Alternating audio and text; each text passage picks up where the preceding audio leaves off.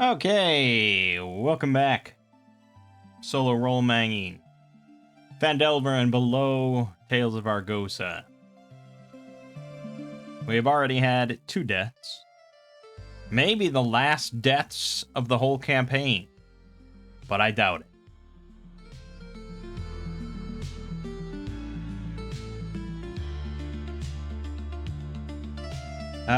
Anyways. So we had a couple characters die in the Cragmaw hideout against some goblins.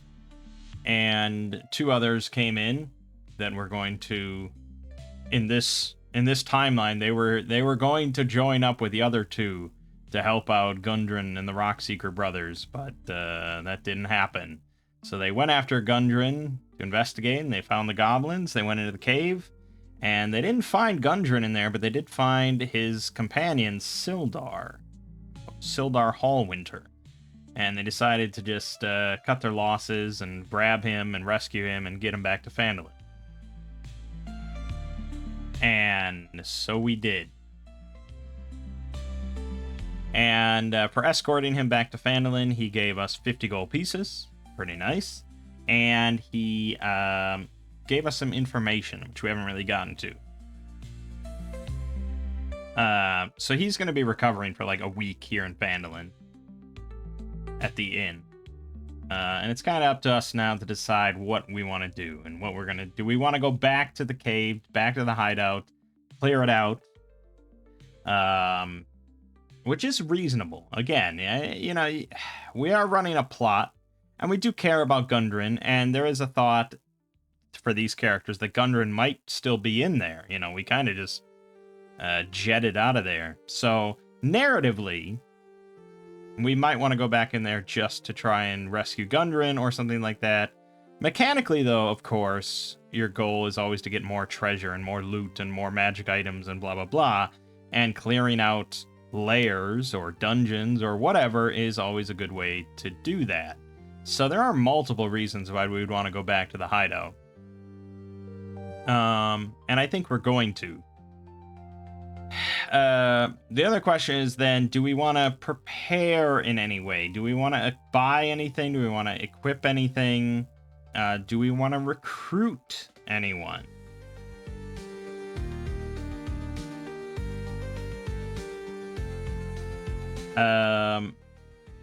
Because we can recruit, theoretically, a pretty wide array of allies.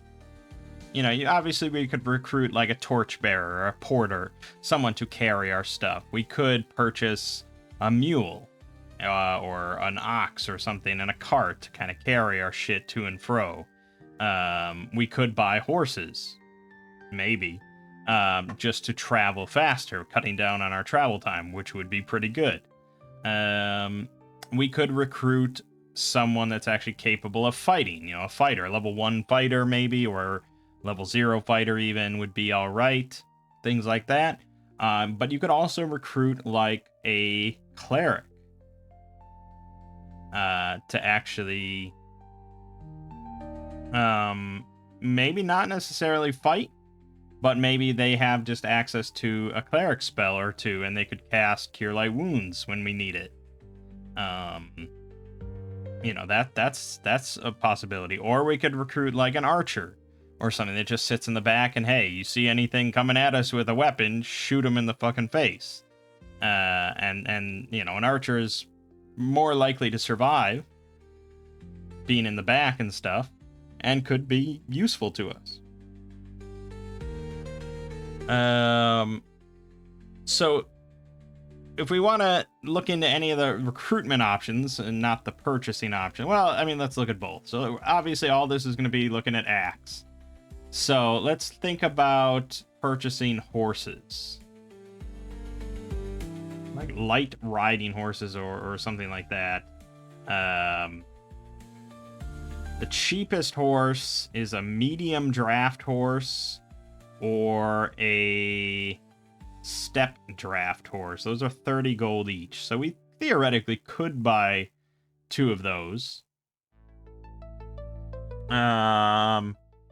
there's a question of availability, perhaps.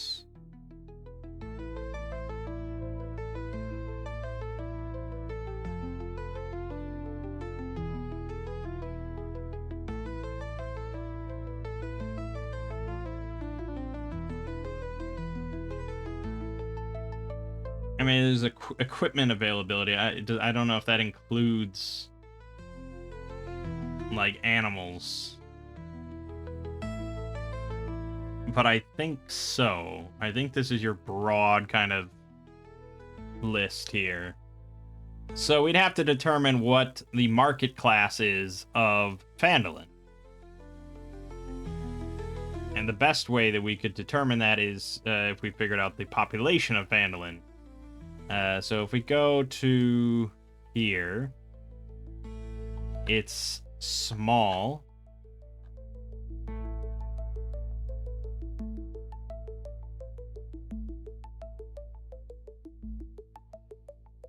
I would guess that we're looking at a class 5. Maybe it dips down to class 6.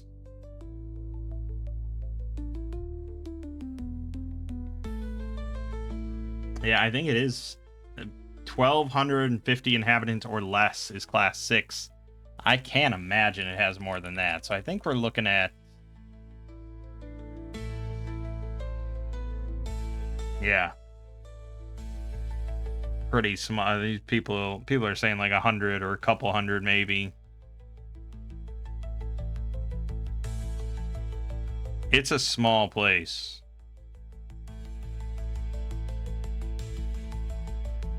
It's a village, you know?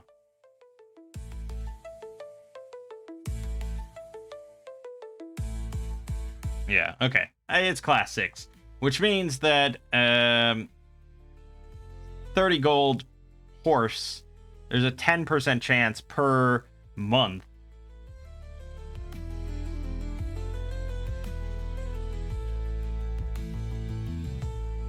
Yeah, per month that they would have one of those for sale. Now, I think, you know, there are variables to that. And if you go to the Mercantile Venture chapter, you can see all sorts of different variables that can affect availability depending on the good that you're trying to purchase or trying to sell or trying to look for, blah, blah, blah. So would a small village like this be more likely to have a horse for sale or less likely because there's not many people and they're kind of using all their horses? I don't know. I could say maybe a bit more likely. So maybe for horses, oxen, cattle, you know, livestock, things like that, maybe you'd bump that category up to a class 5 market. So maybe there's a 25% chance per month. But that's for one, you know. So in this case, we're not likely to buy one. Now that I've said all that, they might have like special mention somewhere in like the if they have like a stable or something like that where like you can buy horses here.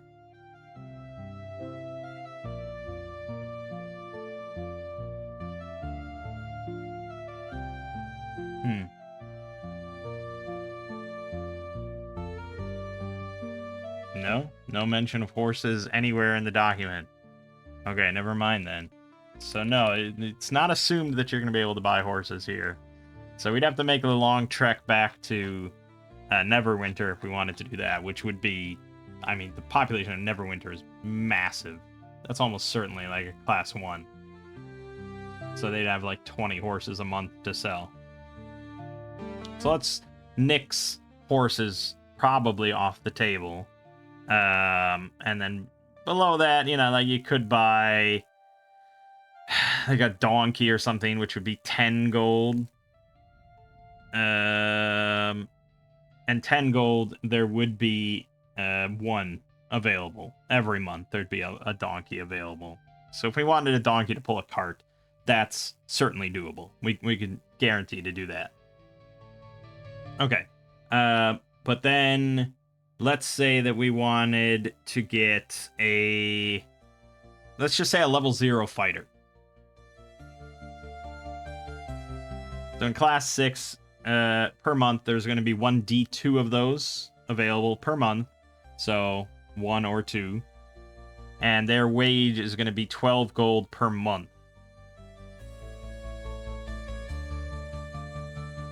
I don't know if Axe ever specified you had to pay that up front, but I think I recall saying that you kind of have to. Otherwise, it's just, unless you have like a strong reputation and they know that they're going to be pretty, well protected, it's a pretty sure guarantee and they're going to get treasure out of it. They're going to want some money up front.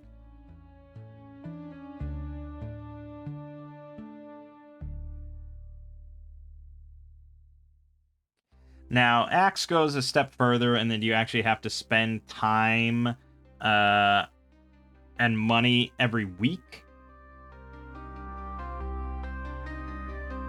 And you have to spend, like, at least a week to find at least one of your hirelings. I could kind of see that, sort of, and I think on a larger scale it makes a lot of sense. But in this case, we're in a very small town. I think it's not really money spent looking so much as money spent like waiting for someone to come along into Phandelver that's looking for work. But for solo purposes, and if I was running this, I would really just kind of hand wave that and be like, okay, if you're looking for a guy, there happens to be one in the inn. Just to kind of move things along. But I understand this, and I'm not completely against the concept.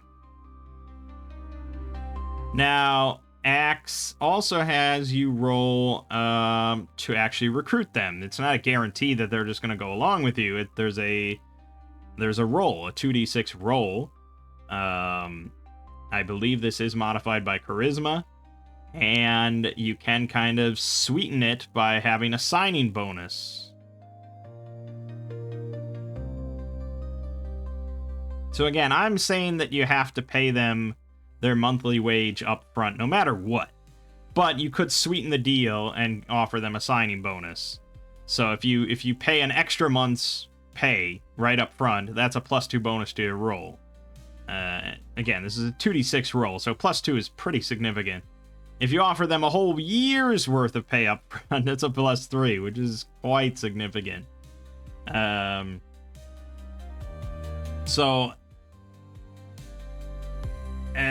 For our level 0 fighter or archer or even level 0 cleric or something, I don't know if you can get a level 0 cleric. I think a level 0 is always just generic. It doesn't have they don't have a class. They're just a level 0 henchman. Technically, it's a level 0 fighter, but it's basically nothing. If we do like Tales of Argosa level 0, they basically just have their attributes. They'd have like 4 luck, and they'd have, I think, 1d4 hit points plus their con mod or something like that. So he'd be pretty weak. We'd give them a bow and have him sit in the back. So we'd hope that they have good perception, but that's not a guarantee.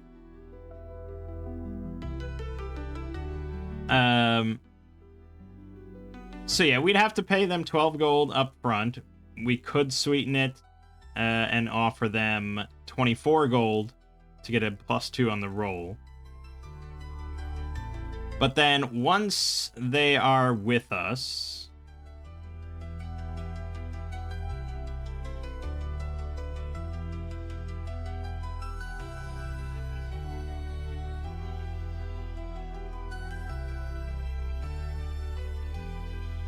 they get a half share of treasure.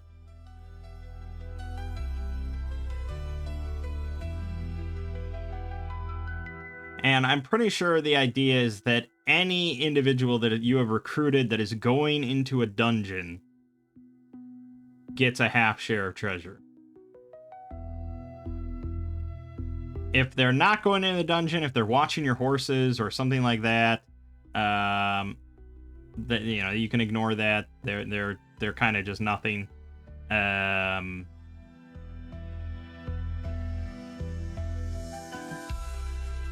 But yeah, if they're going in the dungeon, they are risking their life.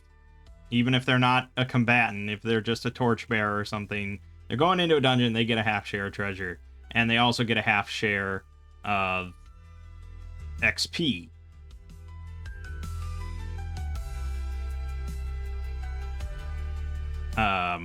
Tales of Argosa, how we exactly manage that. The easiest way, I think, to do that without going into halvesies is basically to just give them whatever XP that you get as your player, but they require double the amount to level up. So, to get to level 1... Yeah, there's no XP value for that. But basically, if they survive their first dungeon trek, they probably become level 1. But it does specify that a first level employer can only hire 0 level henchmen. A second level employer can hire 0 or first level henchmen. So I would say that no matter what, your 0 level henchman can't level up until you're level 2 at least. Because otherwise you're just kind of equals.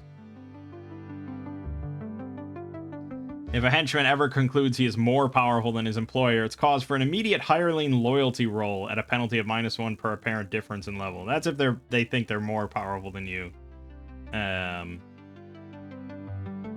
But yeah.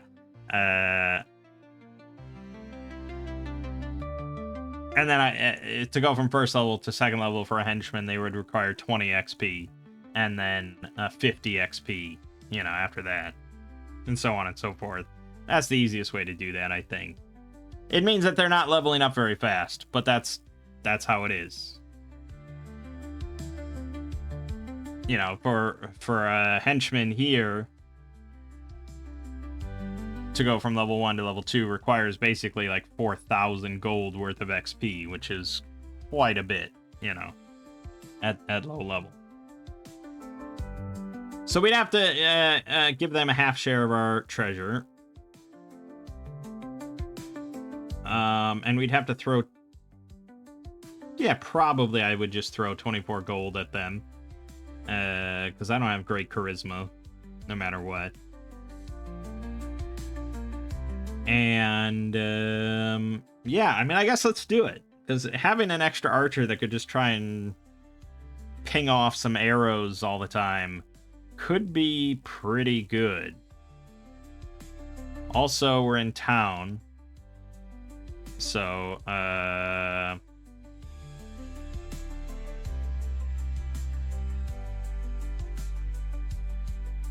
didn't I roll this? I did do, yeah. Chance of running low is increased by 1. Okay. Because it says ammo roll 1.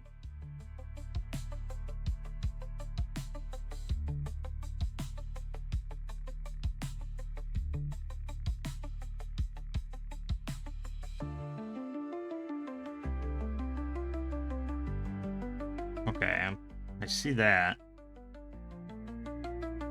Oh, now it went to 2. It should have been at 2 until I got to the village, so now it should be 1 again. Alright, anyways. So, let's do it. We're gonna deduct 24 gold. Did I not save or something? I could have sworn I added 50 gold from rescuing the guy. Okay, so... And then we deduct 24 from that. That puts us down to 32, and now we're going to roll 2d6 plus 1 for Grognan's charisma, and plus 2 for paying quite a bit up front. So this is 2d6 plus 3, for a total of 9. Which gives us just acceptance. So he's not overjoyed, because we look kind of green around the ears as well as he does, and there's only 2 of us. So it's not, he's not joining up with a whole platoon or something. But he'll join because we paid quite a bit. I mean, that really was the difference. So we got money to throw around. He's happy to join. So we're gonna need a new character, and we're just gonna whip up some sort of jabroni. I should call him Jabroni. Fine, I'm gonna call him Jabroni. That's his name.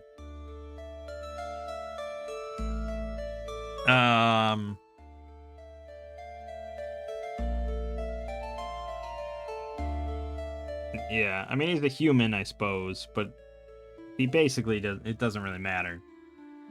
And we're just gonna go 3d6 down the line for his stats.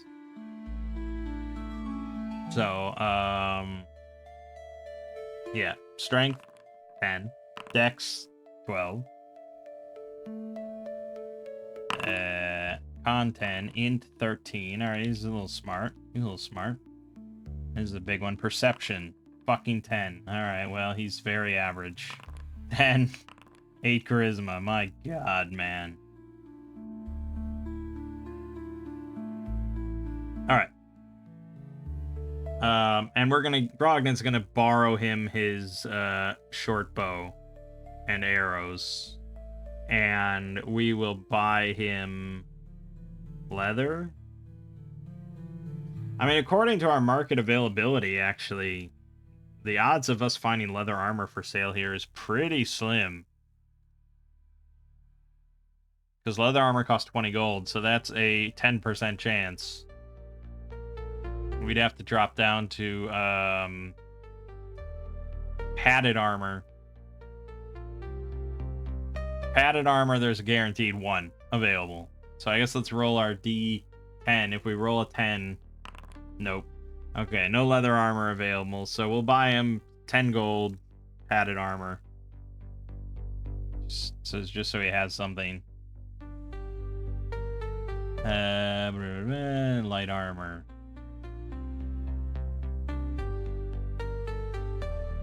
Okay. Yeah, I mean, that's pretty much fine, I suppose. He shouldn't have this much HP, though. He should have 1d4. We'll max it out. We'll be nice. So he has 4. So, minus 6 on that. 4 HP. He's pretty vulnerable. And his luck is also going to be... I'm pretty sure it's 4. So, 4 out of 4. Yeah, he's very likely to die. He's not in good shape.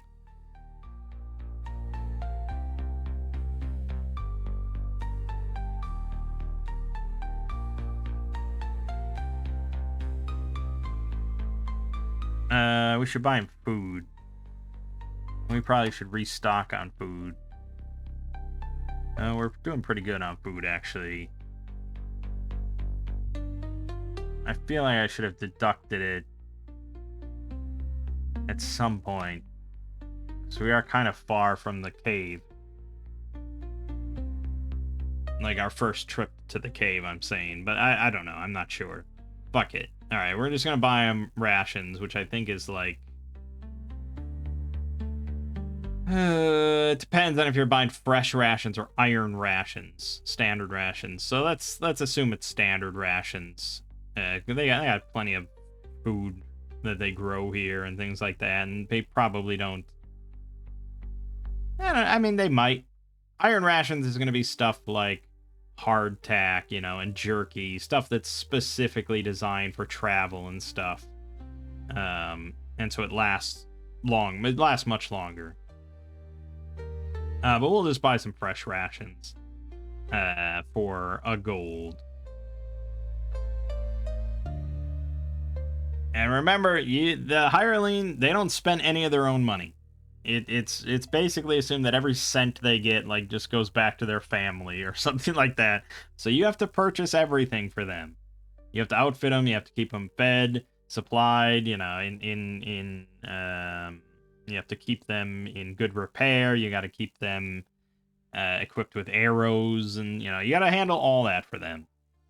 It's unfortunate, but that's the way it is. All right. Anything else they could that he could want that we would use going into this place? Not really. I mean, we could shift some of my shit over to him. And there's probably plenty of other things that I could think about buying, but there's not going to be that much available here, and I don't have that much money. So I think we'll just let it roll. Okay.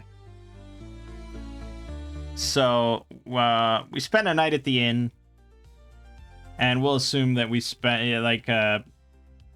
Sildar pays for our room for the evening as part of his payment for rescuing him. He's very happy. He's very grateful. So we should go over real quick kind of what he tells us. It's not super relevant right now because we're not going into any of the other plot. We're just going to the cave again.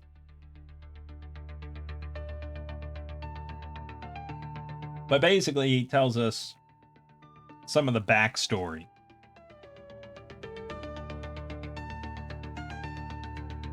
But basically, more than 500 years ago, clans of dwarves and gnomes made an agreement known as the Phandelver Pact, by which they would share a rich mine in a wondrous cavern known as Wave Echo Cave. In addition to its mineral wealth, the mine contained great magical power. Human spellcasters allied themselves with dwarves and gnomes to channel and bind that energy into a great forge called the Forge of Spells, where magic items could be crafted. Times were good, and the nearby town of Phandelver prospered as well. But disaster struck when bandits swept through the north and laid waste to all in their path. A powerful bandit force, reinforced by evil mercenary wizards, attacked Wave Echo Cave to seize its riches and magic treasures. Human wizards fought alongside their dwarf and gnome allies to defend the Forge of Spells, and the ensuing spell battle destroyed much of the cavern. Few survived the cave-ins and tremors, and knowledge of the location of Wave Echo Cave was lost. And so, for centuries, rumors of buried riches have attracted treasure seekers and opportunists to the area around Phandelver, but no one has located the lost mine. In recent years, people resettled the area, and Phandelver is now a rough-and-tumble frontier town. Okay, so Sildar tells us then that he met Gundren in Neverwinter, agreed to accompany him to Phandelver. I don't think that Sildar doesn't really care that much about Gundren and all that. He's not really working for Gundren or anything like that. He actually came here to Phandelver, or he wanted to come here, in order to investigate the disappearance of a wizard named Yarno Albrecht, because Yarno and him are both members of the Lord's Alliance, a group of allied political powers along the Sword Coast concerned with mutual security and prosperity. And apparently Yarno went missing shortly after arriving here in Phandelver, so Sildar wants to figure out what happened.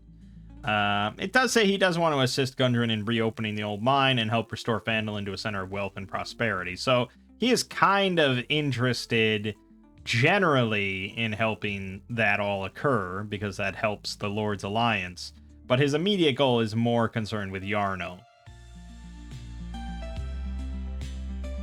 who traveled here several months ago to try to establish order here. Wave Echo Cave. The three Rockseeker brothers, Gundren, Tharden, and Nundro, recently located an entrance to the long-lost Wave Echo Cave, site of the mines of the Phandelver Pact. So now we are informed that, oh shit, it's about this cave, and they found the entrance, and that must have been what the map was that was taken from the ambush site. So Clarg, the bugbear who leads the goblin band out of that hideout, had orders to waylay Gundren, and Sildar heard from the goblins that the spider sent word that the dwarf was to be brought to him. Sildar doesn't know who or what the spider is. So he got separated from Gundren, he heard that Gundren was to be brought to this spider figure, and that was the last he saw of Gundren. So I don't think Sildar really thinks that Gundren is still in the cave, but he maybe suggests that, well, Clarg, this bugbear might know more about the spider and blah blah blah, so there might be more info there to lead you to Gundren, and that's our immediate goal, is to find Gundren. Gundren had a map showing the secret location of Wave Echo Cave, but the goblins took it when they captured him. Sildar believes Kalarg sent the map and the dwarf to the leader of the Cragmaws at a place called Cragmaw Castle. Sildar doesn't know where that might be, but suggests someone in Phandelver might know. He also saw, now this is not in the original, this is from the new version, Phandelver and below, there was a strange goblin with an elongated head with the Cragmaw band that waylaid Sildar. The goblin gave Sildar a bad feeling, but the Cragmaws didn't seem to know the creature. The goblin whispered, "You're not what Ruxathid wants," before leaving the Cragmaw ambush group.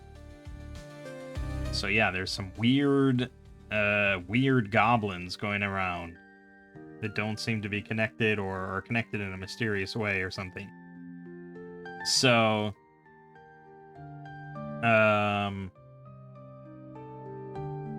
that's basically, that's what we find out. That's the current plot as we understand it.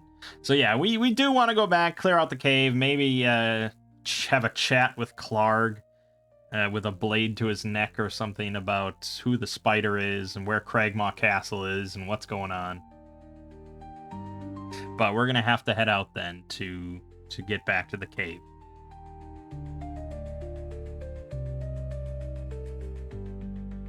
So, again, this was 1, 2, 3, 4. It's like 20 miles. It's like the whole day just to fucking get there, unfortunately. But I guess, yeah, we'll go in at night this time. So we'll make the trek, and along the way, we will roll our d6 for a random encounter check. We're okay. And, travel rolls are in effect. Bertrice is on lookout. Yeah, Bertrice is on lookout with detection, and Garognin is on foraging, I suppose. But really, they're probably both just on lookout. It's not that big of a deal. Okay. So, let's arrive at the cave again. This is our third time arriving at the cave. And yeah, we got a lot of our screen space taken up by these character sheets, which I can't make smaller. I mean, I can make them smaller, but then they start cutting off stats and stuff. But I suppose we need to conserve space. I downloaded some portraits. It was a portrait pack designed for like Baldur's Gate that someone put together. And then there's a module for Foundry called the Tokenizer that allows you to put in an image, and then it'll immediately, you can just copy that over and make a nice little rounded token out of it as well. It's got this weird double layering thing, but it's fine. So we've got Bertrice, Grognin, and I guess now we need to come up with one for Jabroni.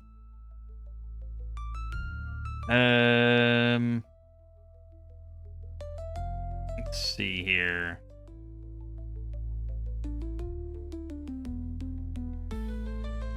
He's definitely a male human, like the weakest, most useless looking one. The one most likely to die is who we want to grab. I'm picturing this guy. Okay, and then we go here and move that down, and actually delete that. Zoom in a little bit on his ruggedly handsome good face. Okay, and then there you go. Perfect. Alright, we got Jabroni. Perfect. Alright, now we've been here before, and we know that they put lookouts behind this thistle. So with that knowledge in our heads, how does that influence our plan? We don't know that they're out of archers. Remember, we've dwindled their numbers, and they would not have had time at this point to get back more troops. In fact, I would say that they probably have lost maybe a couple more troops that Clark sent to Cragmaw Castle to try and get some reinforcements or try to replenish his numbers a little bit. So I don't remember what number we were at. They were at 9, and then we dispersed with 5 of them, didn't we? Because we made 3 run for the hills. We could say they came back eventually, but maybe something ate them. You don't know. So technically we were down to like 4. Really, I think we just kind of keep, at this point, whatever's in this cave. 3 goblins and 2 wolves, and then Clark's cave is as written. I think that's all where it's at. I don't think they have a lookout. But we will send we'll send Grognan up to stealth and try and see if there's anything going on behind the thicket. So he'll roll stealth. Success. Excellent. Barely. Perfectly barely. So he sneaks over there, and it's dark, but there's moonlight, and he can't seem to see any movement, and he'll kind of gingerly step over and step in, and he sees nothing. So, in fact, the goblin bodies might still be there, you know. So he could grab another short bow, which I guess he does, because I didn't delete it. So he'll grab another short bow and arrows, and gives a hand signal in the dark for the other 2 to approach. Okay. Now, they've suffered a lot of losses, but a whole day kind of went by and nothing happened, so I don't think they're super on edge, just a little on edge. I don't know. It says pretty specifically that they're accustomed to hearing sounds from the wolves in the kennel. So they don't really... Goblins in nearby caves normally ignore the sounds of growling wolves. Now, we know that there's wolves there.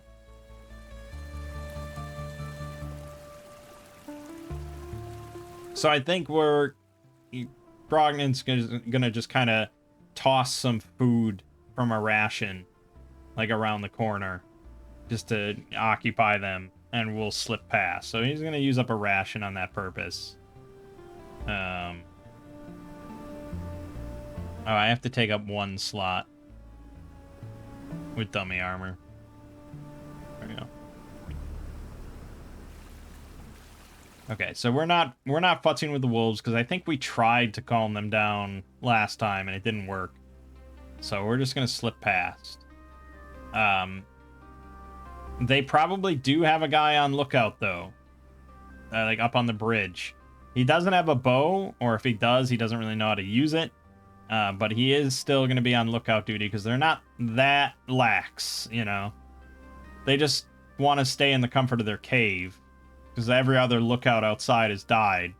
But yeah, they're gonna have someone up on the bridge. And remember, we are in here now, and it's dark. It is fucking dark. So we know that we're gonna get into some shenanigans. And at a certain point, it's literally just gonna be, we're stumbling around in the dark kind of thing, and we're gonna have to light a torch.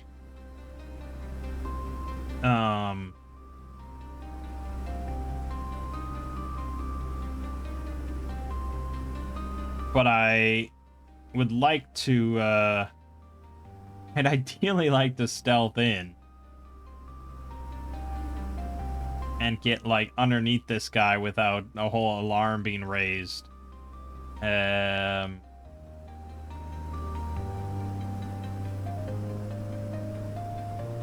yeah, like, this room is gonna be...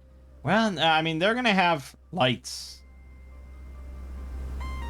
They hang out in this room, you know, so they're probably going to have a torch. So we might be able to even see torchlight kind of creeping around the corners here from some of the goblins hanging out.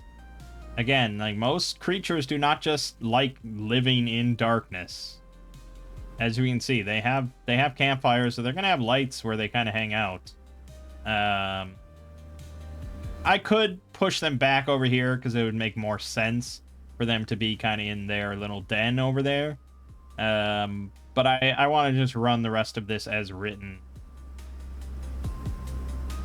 So I don't really know why they're in this room.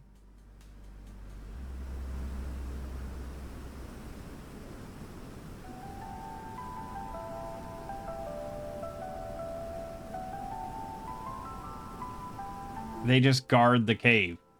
It seems like a rough existence, but yes, they just sit here and guard the cave.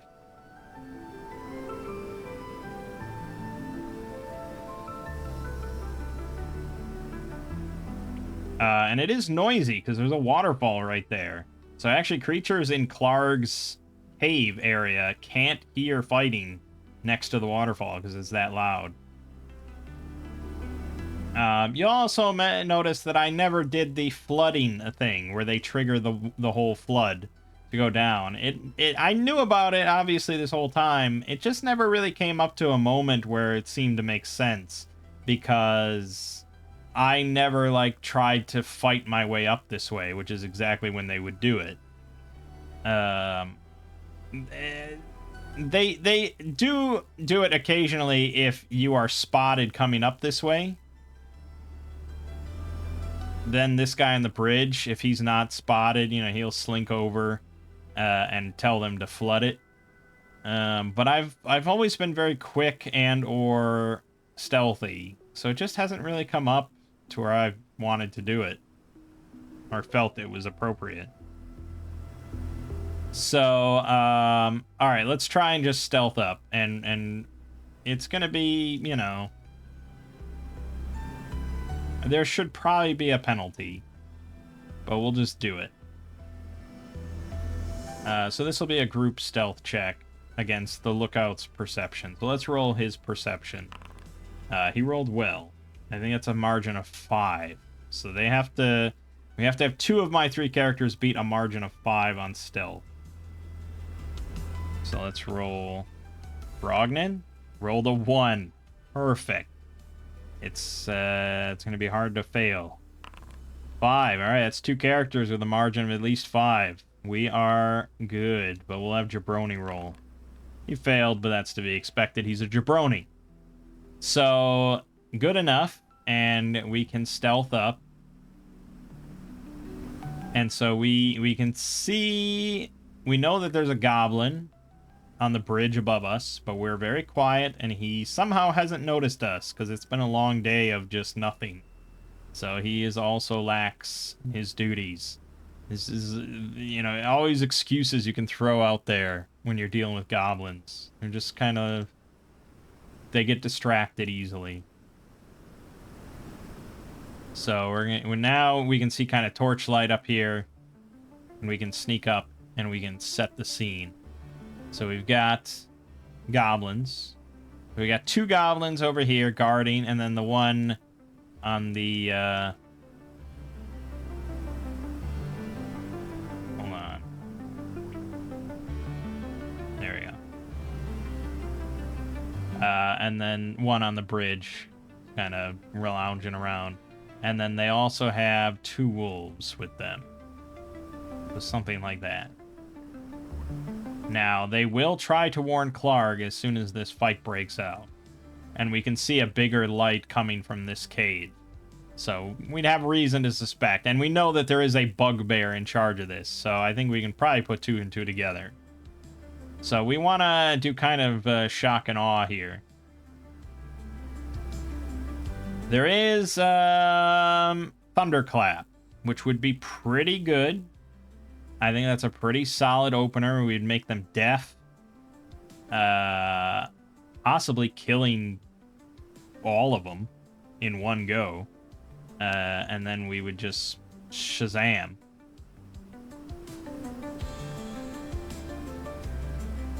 So I think that's probably what we'll do.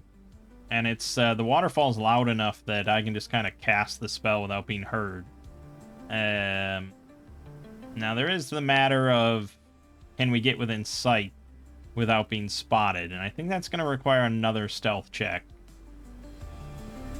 Because we did the one to get past the lookout, but now to get close enough to actually get a surprise action and do this without being spotted, I would have to do another stealth.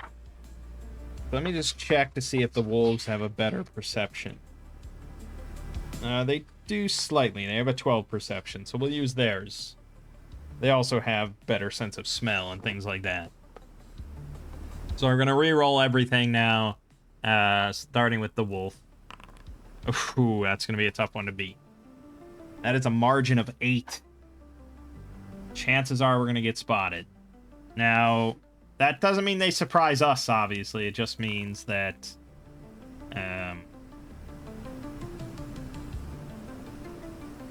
it just means that we roll initiative at that point. And hopefully we make it, because otherwise they will just run and warn them. So that is actually a failure from Grognan, because that's only a margin of 6. I know, it sucks. Jabroni got a margin of 2, so we have already failed, no matter what. That is a margin of 8, but unfortunately, Grognan, not good enough. I'd have to re-roll. And the odds of me getting that margin of 8 is 15%. So, not great. Jabroni would have better odds. 20% odds. But no, I think we'll trust in initiative and hope for the best. So, roll initiative from Bertrice. Boom, got it. All right. So she is immediately going to fire off Thunderclap, because we will get all 4 of them in one blow, which is pretty slick.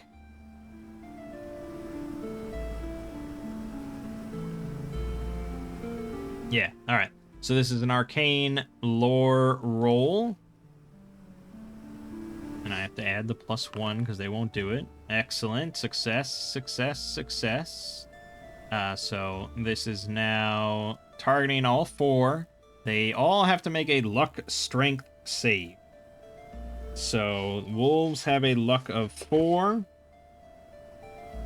And I don't believe monsters get to add... Actually, they should, but I don't know.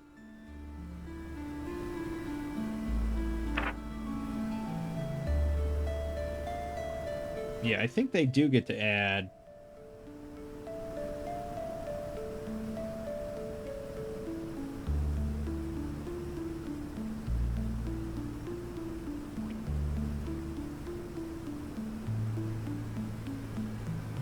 It doesn't say that they don't get to add the modifier, so I don't see why they wouldn't get to add their modifier, because if you're using something against, like, a luck strength thing, and it's a very strong creature, that should be a factor compared to, like, their low intelligence or something. So, technically, the wolves have to roll 5 or lower. It does say that their luck is never reduced on a successful save, which is something I got wrong the last time we played.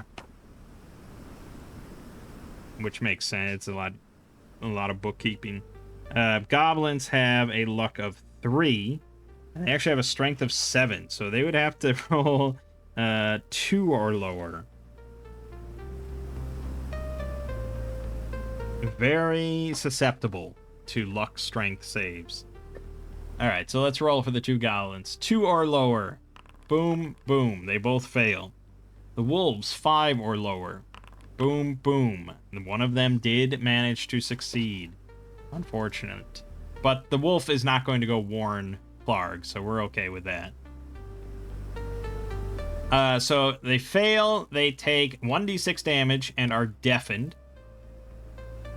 If they succeed, they suffer half that damage, but is not deafened. So, actually, I don't know if you're intended to roll damage individually or not.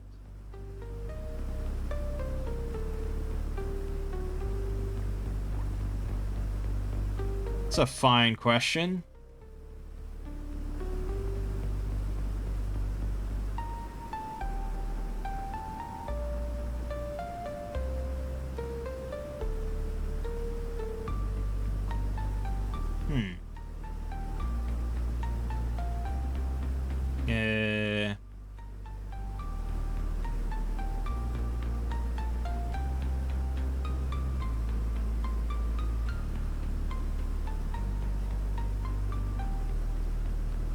I have no idea.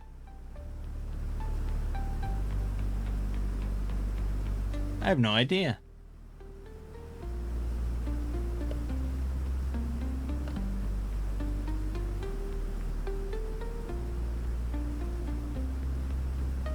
I mean, usually you roll damage like once and apply that to everything.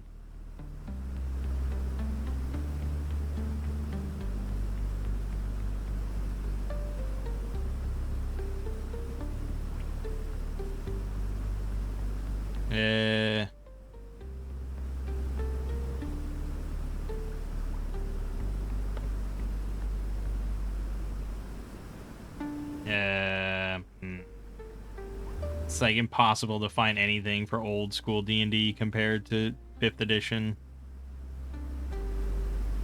5th edition, you roll once.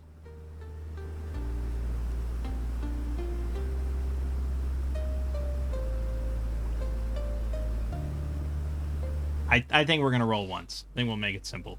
So we're going to roll 1d6. This kind of is a fairly big factor in how well this goes. 2. Fuck. God damn it. Okay, so the 2 goblins are at 3 health. The wolf is at 4 health.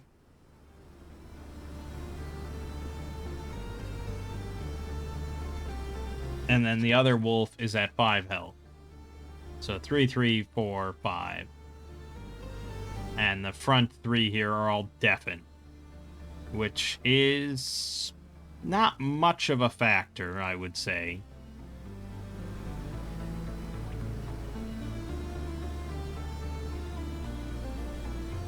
Yeah, it doesn't matter too much. But okay, we soften them up.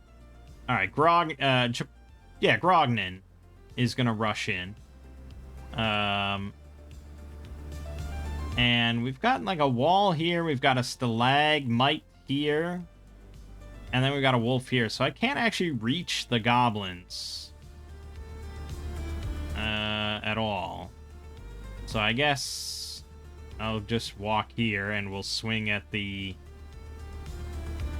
wolf, and we're gonna fucking rage. We're raging, baby. So I got a +2 on this, and +2 on damage. That is a miss by 1. Would you fucking believe it? Because you had to roll a 7.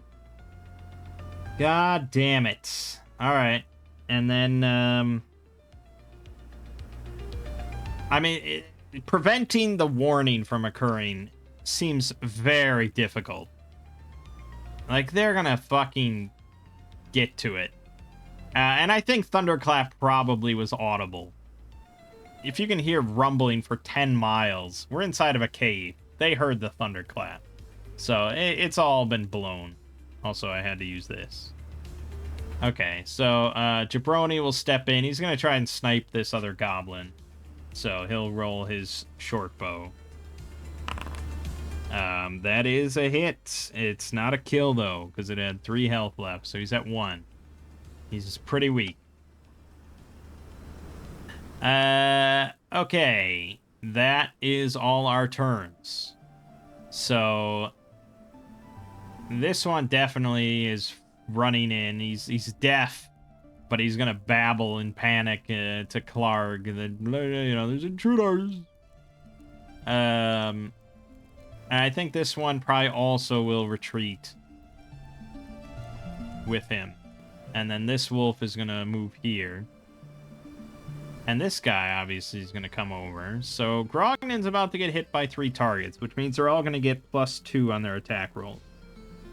And the wolves then are rolling with +3 against his 15 AC. So first one, hit, second one, miss. So it is a D8 bite attack. For 6 damage. Took a big bite out of his leg. Ow! And then it will do a minor exploit to try and drag him to the ground. So he rolls a failure of 3. Brognon rolls a success. Okay, so he doesn't drag him to the ground, but it hurt.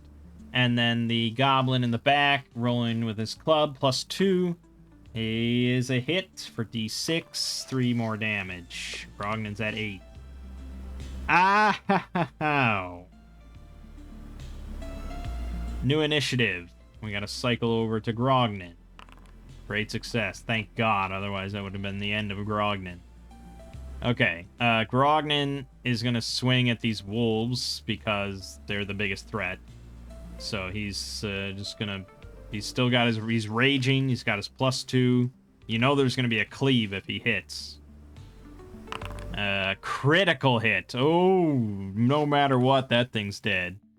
Excellent. Yes, 11 damage. Perfect. He's definitely going to follow through with a cleave. So he's going to try to hit both of these other targets to really clear the field. So... Going off my earlier rulings, that's going to be a -2 on the luck strength roll. Great success. Boom. Let's roll damage for that wolf. Which is D8 plus 3. I'll just roll a D8. 7 damage, dead. And the goblin... that is not quite dead. He was at full health, so that is only 4 damage. He's got 1 health left. Jabroni will, no. Where is he going to get into a good position? I guess he'll move here and shoot over his shoulder. Shoot him, Jabroni!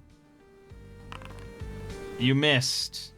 Okay, Bertrice will, move here and shoot with her crossbow, although we're starting to get into light cover. I'm gonna get...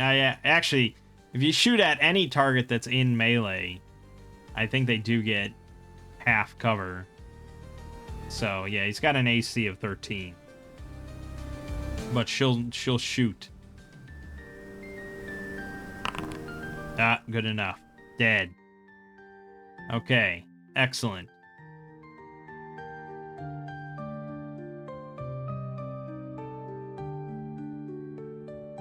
That's the end of our turns. And that would be the end of combat, except they're going to immediately move in. So we have to now... Let's see here.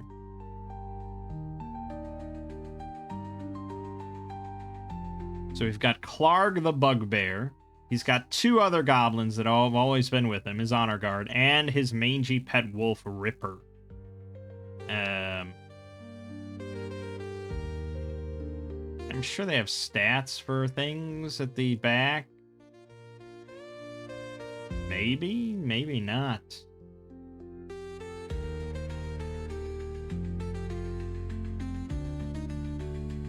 I must have some weird version of this document because,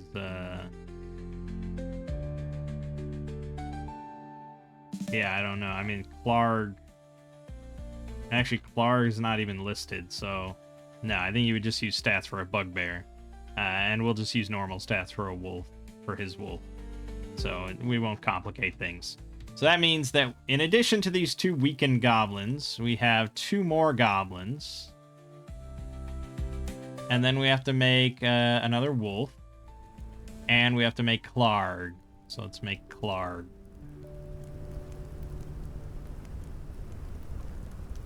And,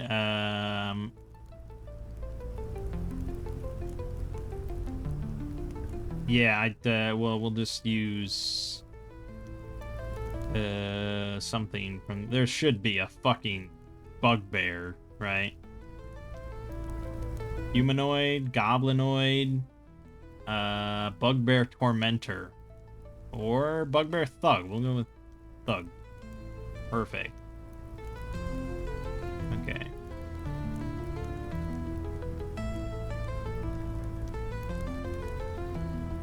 Yeah, it's a female bugbear, but it'll work. Alright, so there's Clark, ready to go. Alright, so Clark comes out, he's got his Ripper Wolf with him, and then the two weak ones in the back. And we did not have time to rest, and we also just used a major exploit, but I don't know, I don't know if you're restricted to only one for combat. Let me spend an hour trying to find the page.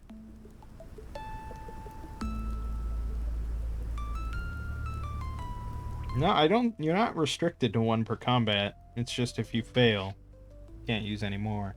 So we can keep cleaving, theoretically. This is really where I wish I had bought like a fire pot or something. This would be clutch. So we're going to say that they all moved in on their turn, so now it's a new round, and we're going over to Jabroni's initiative. And he failed. Yeesh, that's pretty bad. That's pretty bad, because he's not in a good position.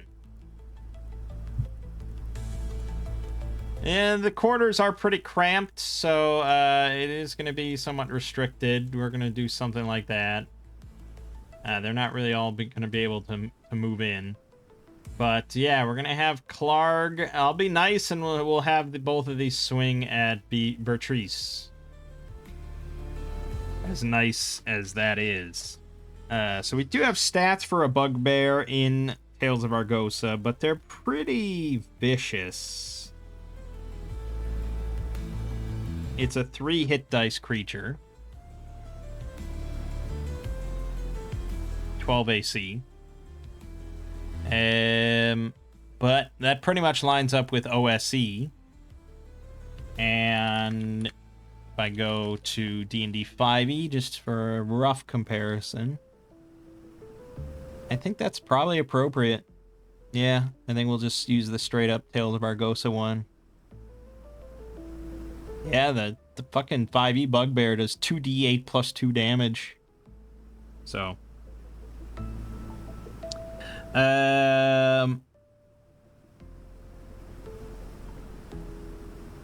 we will give our bugbear... The Tales of Argosa one doesn't use a weapon, and I want to use a weapon. So the OSE bugbear says 2d4 or by weapon plus 1. So we'll just give him a 2d4 weapon. I don't know what that would be exactly. I don't know what weapon does 2d4 damage. Something.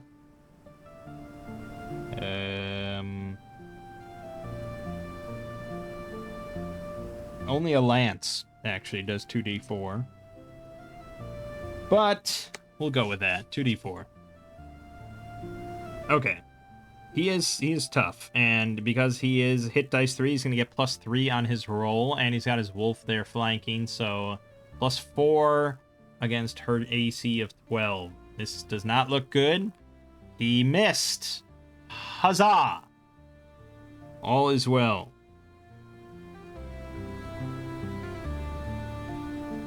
Then the wolf is going to get +2 to the roll.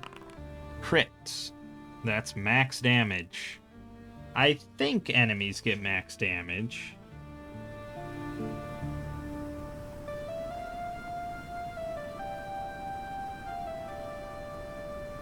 Pretty sure.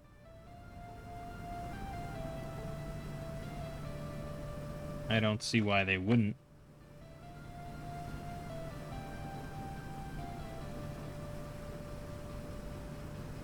Yeah. Critical hits by players' characters cause max damage plus half their level, rounded up. Other characters cause max damage only. So, yes, this is going to be 8 damage to Bertrice, dropping her down to 7. Okay. That's going to be it. And Clarg is probably pretty confident that he can just... Him and his wolf can wrap all this up without these goblins. And he's pissed because we've killed most of his men. So he's not pleased.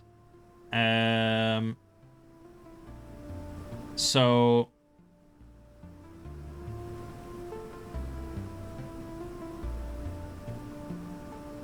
This is almost a worst case scenario for us. Because our 2 range characters are in melee, and our melee character's not in melee. Can Bertrice attempt some sort of major exploit?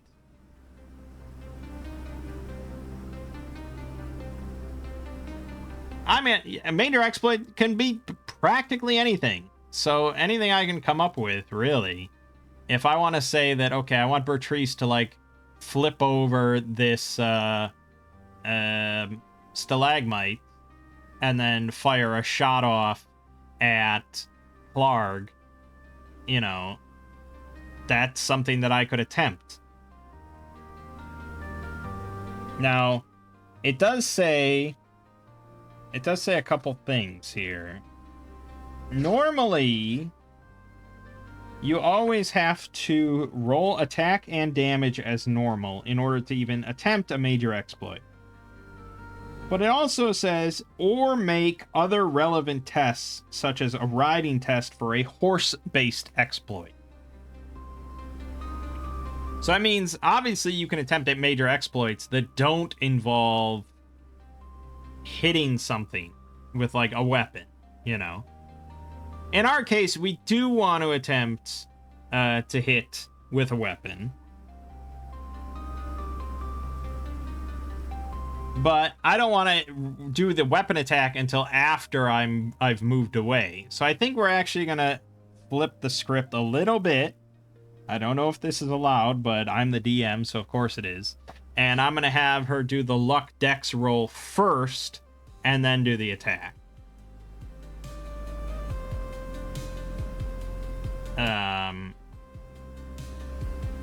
Because it's kind of a horse apiece, really. So we're just going to roll luck dexterity. Alright, we got a great success. Excellent. So now I can roll my attack, which might fail. And I will count that as failing the major exploit. Because technically we would have had to have hit regardless. It's theoretically more punishing to do it this way, because there's like 2 chances to fail and cut off your major exploits for the rest of the combat. But that's the risk you take, you know. And it is what it is. I don't know if I ever actually reloaded my crossbow, so we'll count that as part of the great success. I reload it mid-flip over the stalagmite. And then we're going to shoot at Clarg, who has an AC of 12. And this will just be a normal roll. Alright, it is a hit. And it's a pretty solid damn hit, too. Yeah, 3 hit dice is going to be about 12 hit points. Well, no, it's about 13 hit points. So we brought him down to 7.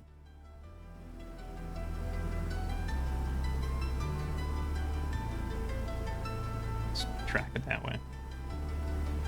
7 hit points left. It was a solid shot. Now that was the major exploit, so I can't attempt a minor exploit as part of that, but that got us there.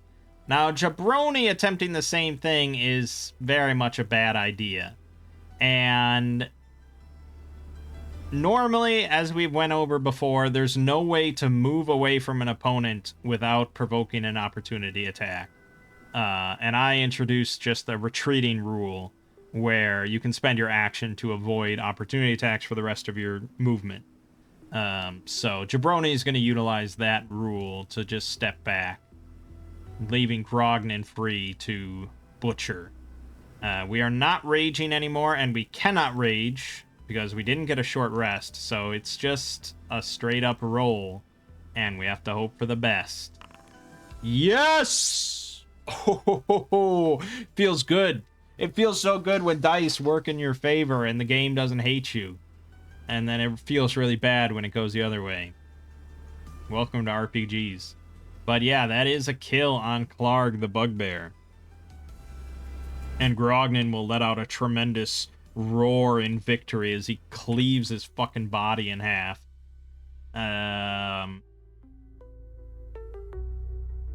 And I'm going to attempt...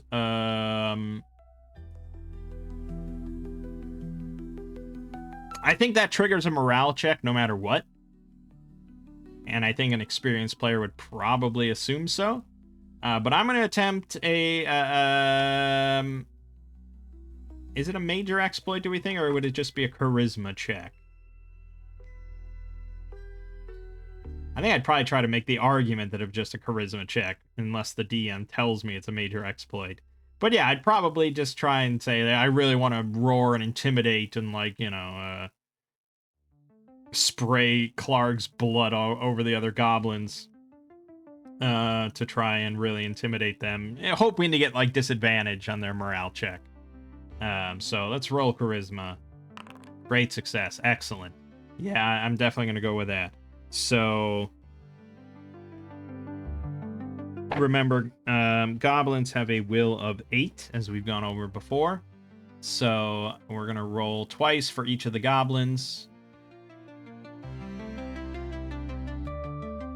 And they have to roll... They would have to roll 8 or under on both dice. So the first one fails. Second one succeeds.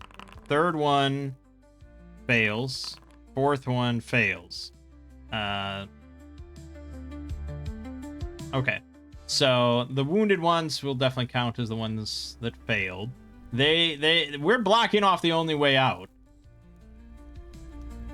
So they're actually just gonna run back here and, like, they drop their weapons and, like, we surrender, and they run away back into the cave. So we'll deal with them. One of them does succeed and hold his ground, even though everyone else flees. And the wolf is not going to roll morale. I could roll morale, but this is like his loyal hound, so it's more just enraged. And definitely wants Grognon's blood. So that's that. Now, that was... Right, we failed initiative. Right, so it's a new round at this point. And that was who? Jabroni? Yes. So now it's Bertrice's initiative roll. Success. Okay, well, they're holding their ground, so we will oblige them. Bertrice is going to reload. Jabroni will shoot at the goblin in the back. That's a kill. Straight up, he should have ran. What a dumbass. And Grognon will move up to strike down this loyal wolf. Miss, unfortunately. Would have been a nice, easy kill right there. But no. So that's that. And now the wolf will go and counterattack. So this is +1.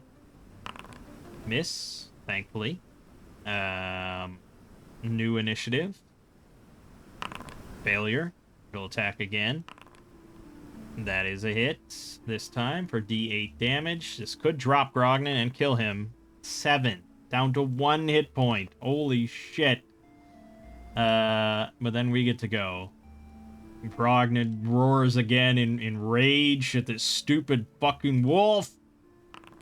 There you go. That is a kill. That is an absolute kill. Alright, Grognon served his purposes and survived. Got plenty of blood on his hands. He's pleased. That's gonna be a... Well, just for that fight alone, that was kind of tough.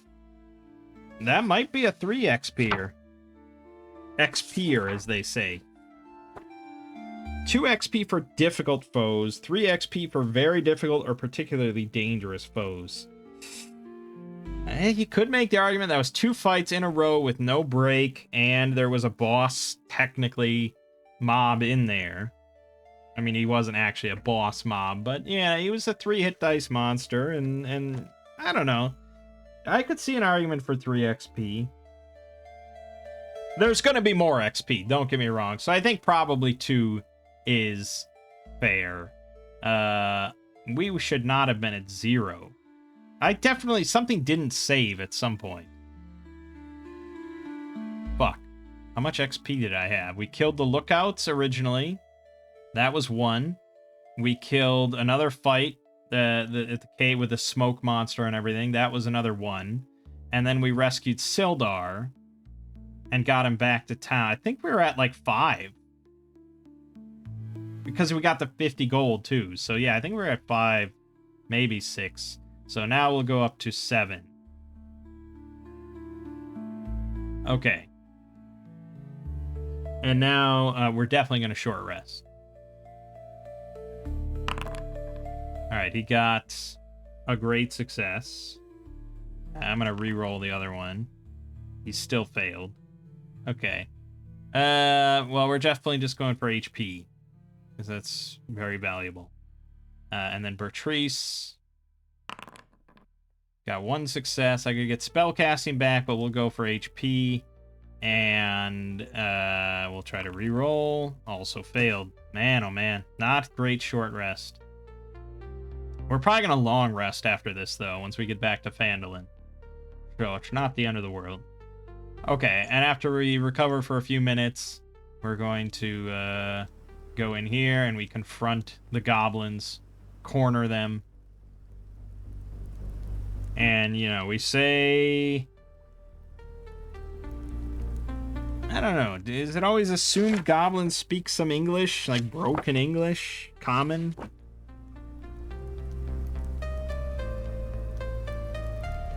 Or do we have to be able to speak goblin?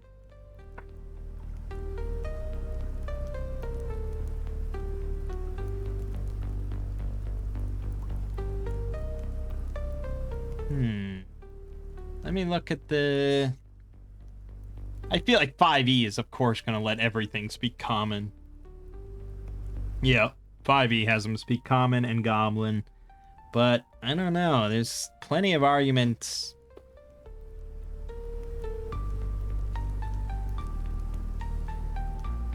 for them not speaking common. It's annoying because it's like the goblin language, someone picks it when they make their new character and it's useful for like 1 adventure or 2 adventures, and then you just never really encounter goblins ever again. And anything higher level is going to speak common. So it's... yeah. I think probably they can't speak Goblin. Now, Bertrice does get 2 extra languages if she wanted to pick Goblin as one of her languages. And Tales of Argosa actually, it has that rule where for every point of int mod you have, you get an extra language. But it doesn't actually supply a list of possible languages, which is interesting. By and large, Tales of Argosa really does not have much of setting information at all, which I love. I love that it doesn't go into page after page about their own personal setting. Even though the name of the game, Tales of Argosa, you'd really think that half the book would be about Argosa.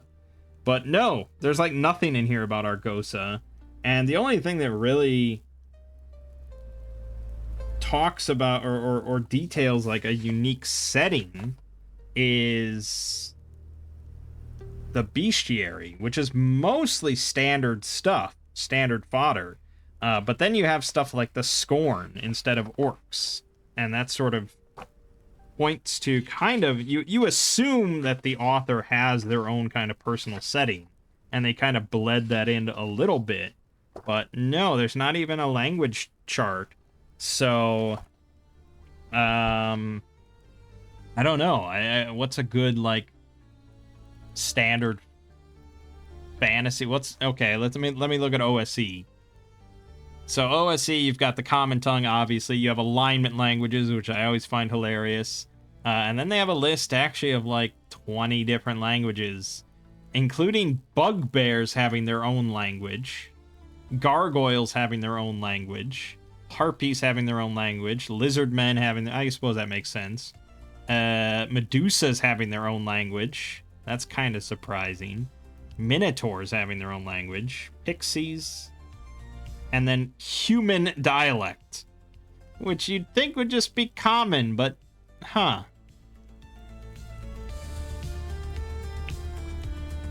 It says that all player character races, as well as many monsters, are able to speak common. Interesting. But they don't specify, like in the monster section, they don't specify any languages. So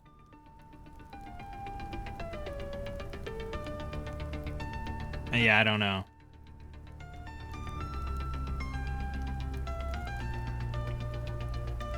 I'd probably be fine using the list here from OSE because it's a decent enough list.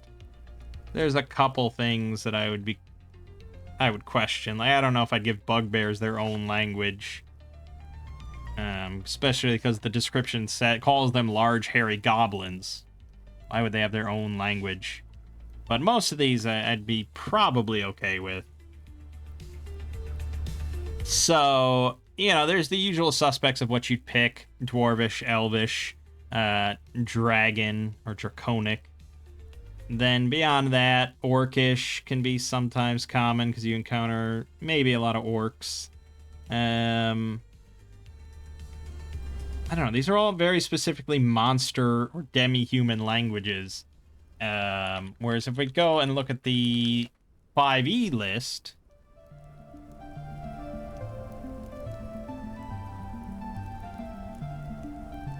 .5e definitely cuts it way down. So the standard list of languages in 5e is Common, Dwarvish, Elvish, Giant, Gnomish, Goblin, Halfling, and Orc. And according to this, a lot of the language's written script uses the Dwarvish script. Like, even orcs write in the Dwarvish script. I don't know how that happened. But then there's a bunch of exotic languages which are far less common. Abyssal, Celestial, Draconic, Deep Speech, Infernal, Primordial, Sylvan, and Undercommon. So Abyssal, you know, that's what demons speak, but Infernal is what devils speak. Celestial is what all the Celestials speak. Primordial is what elementals speak.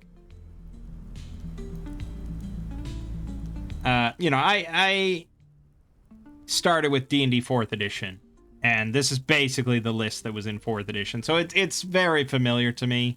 I guess I'd probably end up using this, because it doesn't go as extensive as the old one, with, like, all these different monstrous race stuff. And most of the time, it's just common. But I guess I never really had a thought of, like, what gargoyles speak. Now that I say that, let me look up the D&D 5e gargoyle and see what languages it speaks.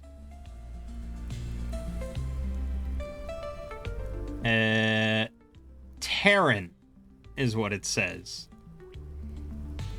Which is funny, because that was not a language listed here on the 5th edition SRD. Okay. But then here's a different list.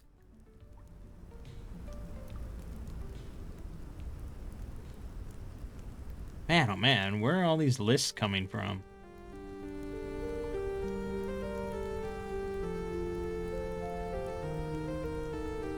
Oh, okay. So Terran is a subclass of Primordial for elementals. So there's Aquan, Orin, Ignan, and Terran for the different types of elementals. But it's all wrapped up in Primordial. So generally, I think if you take Primordial, you can probably speak any of the four. It's just kind of maybe a slightly different dialect or whatever. It's understandable. Okay, yeah, anyways. And regardless of all this, I still probably wouldn't pick Goblin, even though I know that it is going to be probably useful. So I suppose in the metagame sense, we'll have Bertrice pick Goblin, and she speaks it. And it just hasn't come up until right now.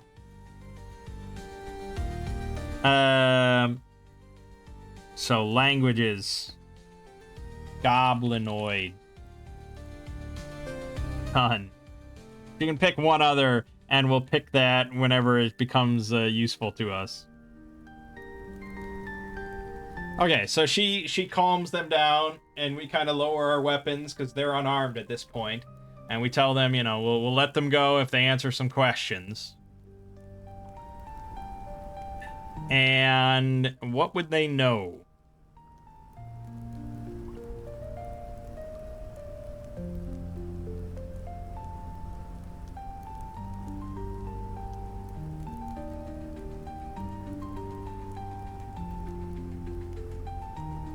There was definitely a section somewhere where it mentioned what they might know.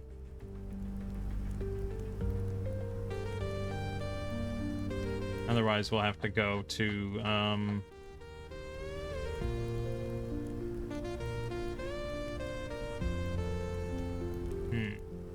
Oh, here, what the Cragmaws know. So they know that Clarg reports to King Groll, leader of the Cragmaw band who dwells in Cragmaw Castle.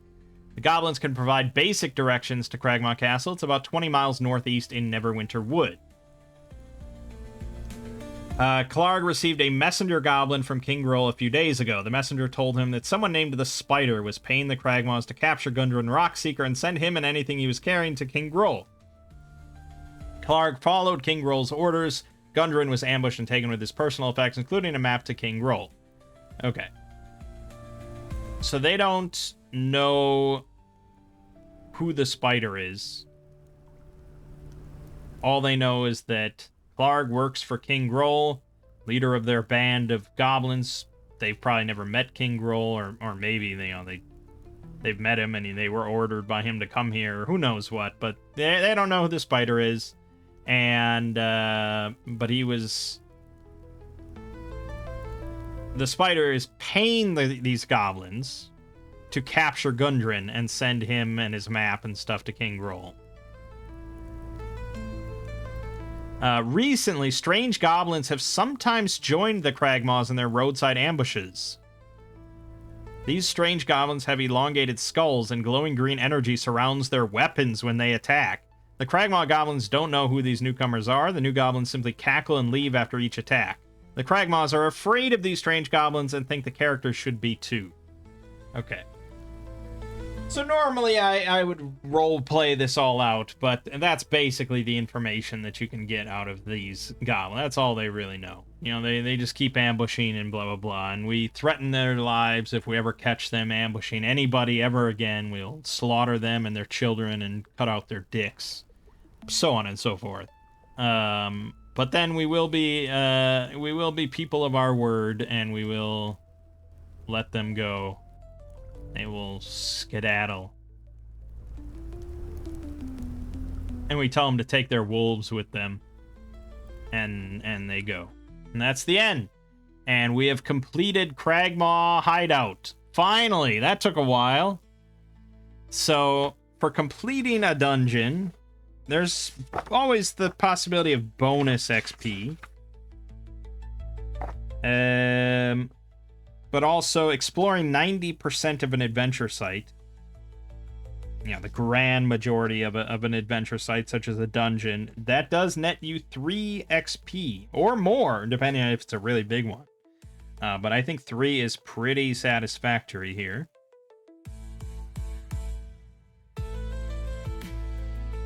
I also probably should have given an XP initially for just finding this hideout, because discovering a new ruin, dungeon, significant lair, or other major point of interest is worth an XP. And I always forget stuff like that. So let's go ahead and give 4 XP just for finding the place and clearing it out. And then loot. There is loot, ladies and gentlemen.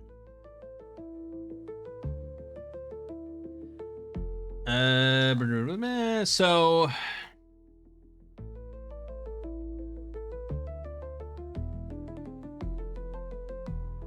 piles of sacks and crates provide half-covered. Most are marked with the image of a blue lion, the symbol of the Lion Shield Coster, a merchant company with a warehouse and trading post in Phandalin. Linen Greywind at the Lion Shield Coster in Phandalin seeks these sacks and crates in the next chapter. Hidden among the supplies is an unlocked treasure chest belonging to Clarg. Any character who searches the supplies finds the chest. Well, of course we would. The captured stores are bulky, and the characters will need a wagon to transport them. If they return the supplies to the Lion Shield Coster in Phandelver, they earn a reward of 50 gold pieces and the friendship of Linen and her company. In addition to the stolen provisions, Clark has a treasure chest that contains 1,700 copper pieces, 150 silver pieces, 2 potions of healing, and a jade statuette of a frog with tiny golden orbs for eyes worth 40 gold pieces. Frog statuette can fit in a pocket or pouch. Okay, now, this is an OSR game that we're playing. And in an OSR kind of game, a hex crawl sandbox thing, you wouldn't say, oh yeah, there's just a bunch of supplies and materials and stores sitting here in these sacks and crates. No, no, no. You would have to tell me, as a player, exactly what is in all these things and exactly how much it might all be worth. Especially if you're in a game doing XP, gold for XP, because then, you know, that determines how much XP you're getting. If you sort of claim all this stuff. But for our sake, it's like, is it better to take all this shit for ourselves and go back to Neverwinter and sell it all? Or is it better to do the honorable thing and hand it in and get a monetary reward and like XP for doing a good deed or something? So figuring out exactly how much is in here is a question. Because it's very vague. It just says it's bulky, you'll need a wagon to transport them. And it's piles of sacks and crates. I would assume that it's quite a bit.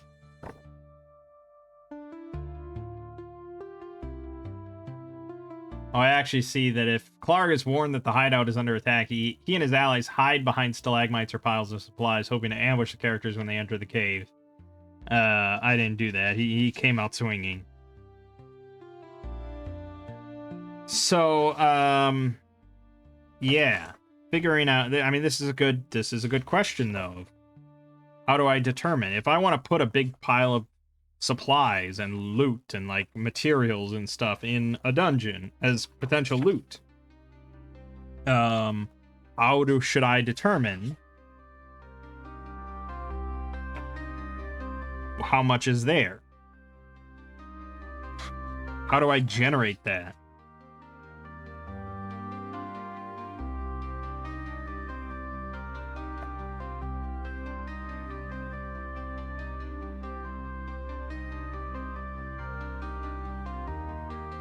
There's gotta be...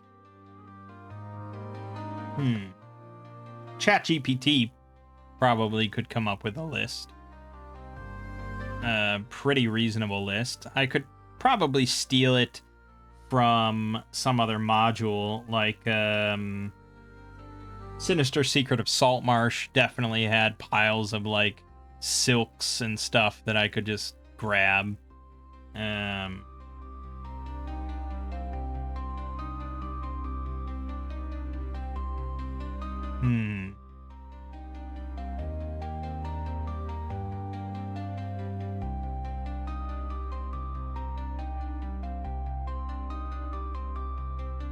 I think at a certain point you kind of just have to decide on an overall monetary value that you're happy with.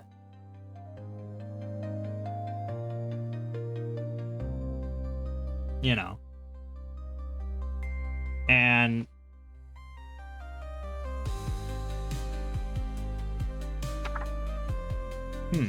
it's a good question. This is a problem that I didn't expect to run into, but it very much makes sense.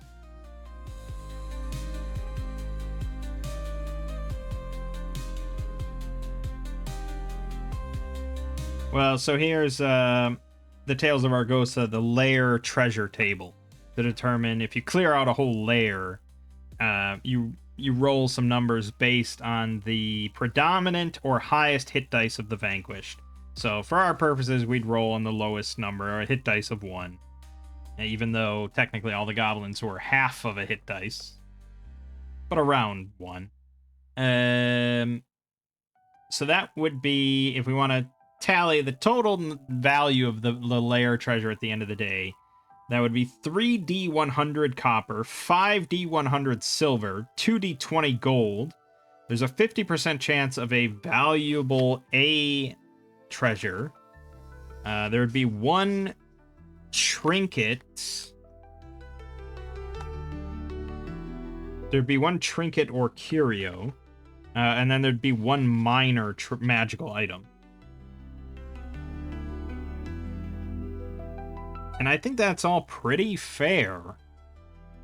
The problem is most of that is already wrapped up in this little treasure column.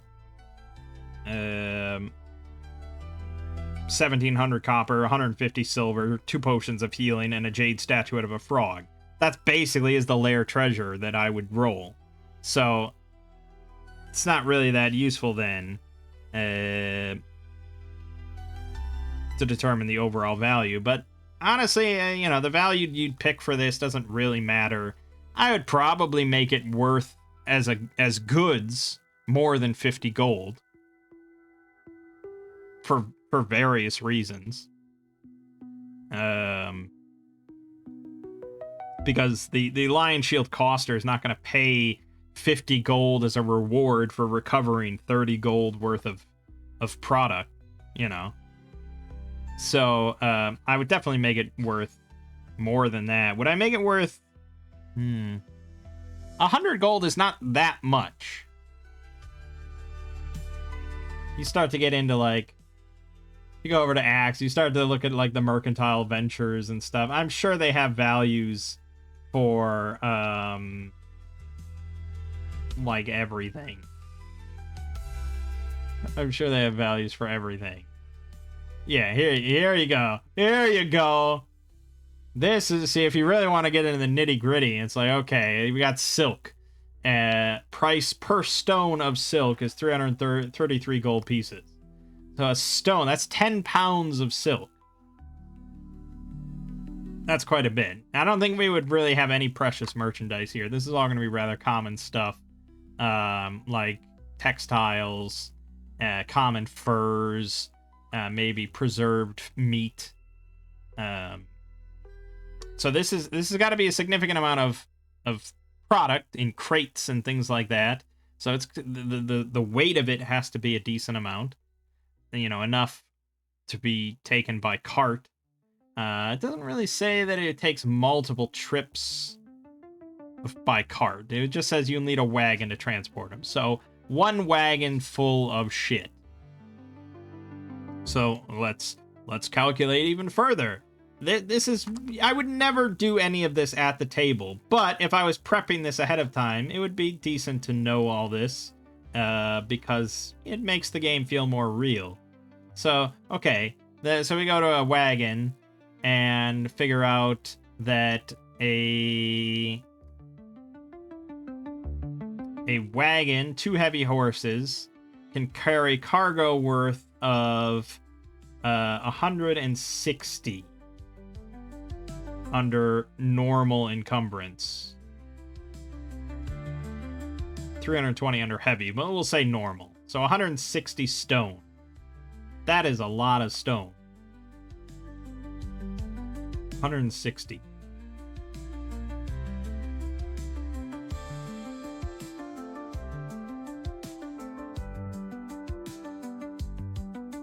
Yeah, okay. So 160 worth, say, preserved meat.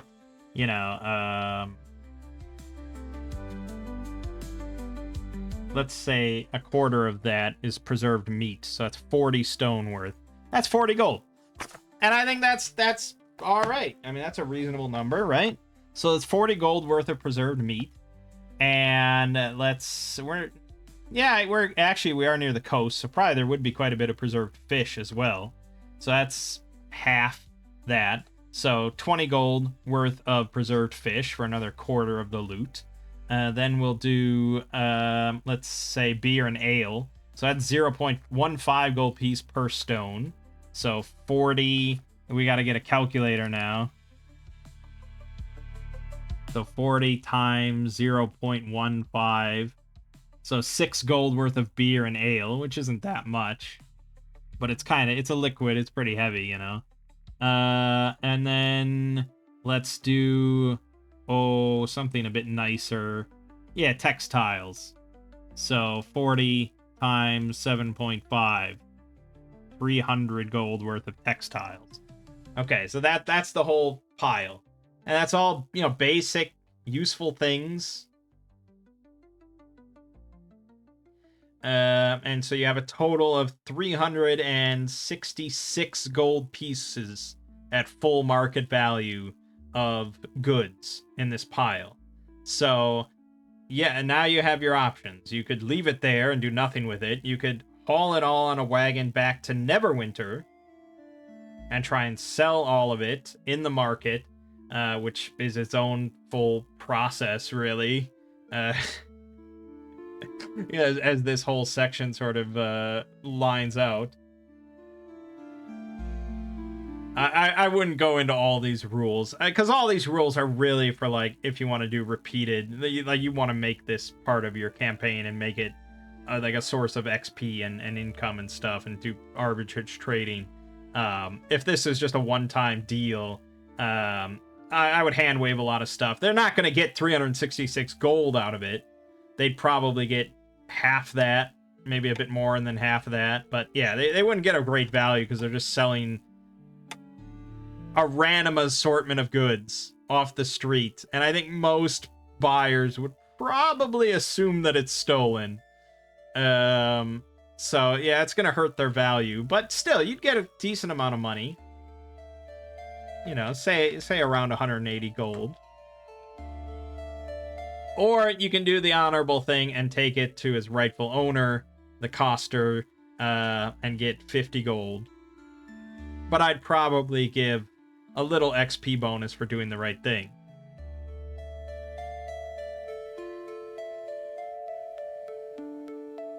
But see, this is why I like the OSR mentality and a more, open kind of sandbox hex crawl kind of game, because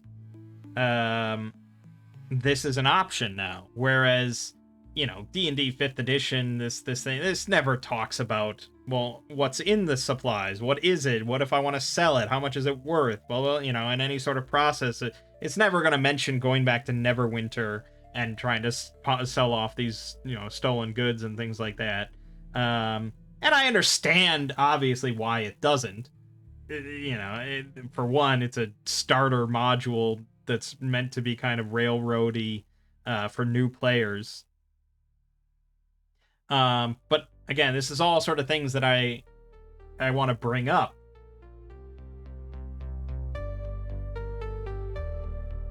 As part of converting something and showing how it can be expanded to offer a more, like, realistic and expansive scenario. So yeah, let's go with those as all our numbers. And remember, in Axe, and I apply this now to everything. In Axe, adventurers have the adventuring proficiency, which basically allows them to... They basically know the general value of things just by kind of looking at it, along with a lot of other things.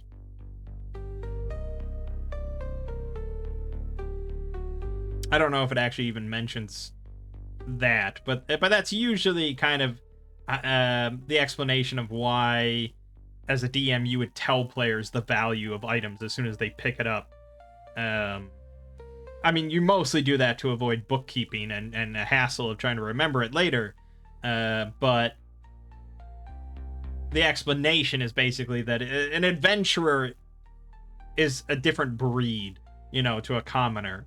And Axe explains a bunch of that stuff as part of the adventuring proficiency that every adventurer gets, that allows them to bash down doors and climb ropes and find secret doors and disarm traps and listen for and all these kind of things that an adventurer can do and a normal commoner can't. And so as part of that, I say that, you know, they know the general value of certain objects and things like that.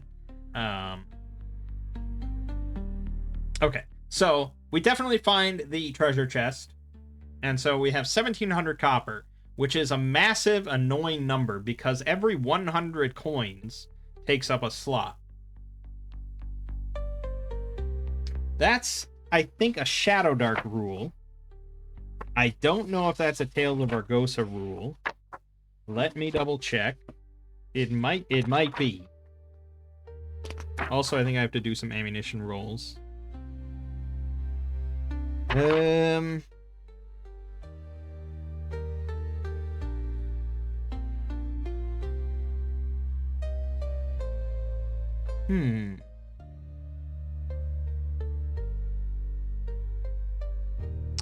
Well, not quite. The only thing I can see here is that an item slot fits anything about the size of a sword or small sack, holds up to 200 coins. That seems to suggest that 200 coins takes up a slot, rather than 100. And considering that I've already made the game more annoying by my new armor rule that takes up many slots, I think it's probably okay if I'm a little flexible. So we'll say 200 coins takes up a slot. So that makes it more doable. So then, the really annoying thing, of course, is that there's no way to track that at all on Shadow Dark. Does actually track your coins as part of your encumbrance for every 100 coins. For our purposes, I'd have to make a dummy coin item that takes up a slot. Okay, so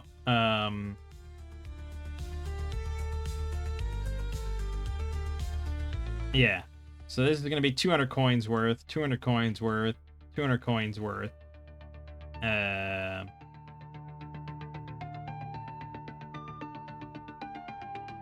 Really annoying.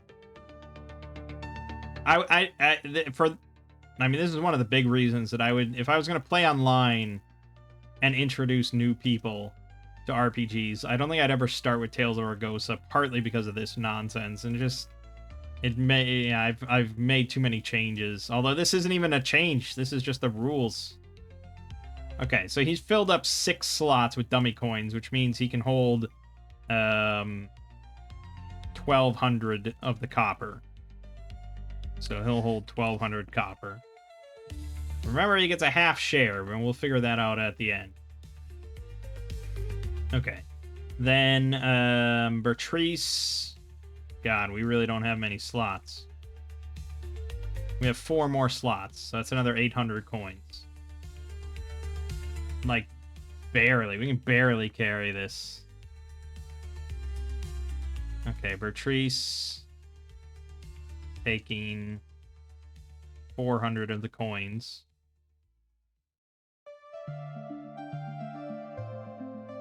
Yes. Also, let me do my ammo rolls. So for the bolts, we're good. And it doesn't really... We're going back to town, so it doesn't really matter. But we might get a random encounter. Arrows. Okay, we're both good.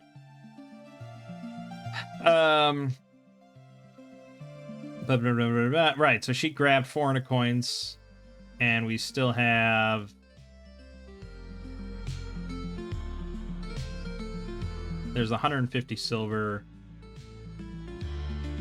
Okay, so she's grabbing... She's going to grab the 150 silver. Plus 250 copper. Okay, and then we also have 2 potions of healing and a jade statuette of a frog. I think Grognan is going to take both of those things. And we'll leave the the rest of the copper here, because we're going to have to come back with a wagon anyways. Alright, so potion of healing.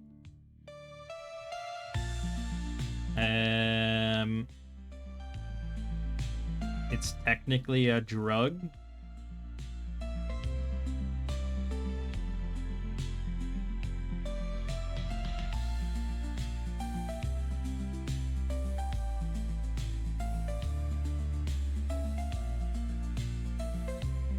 So we will copy the healing spell.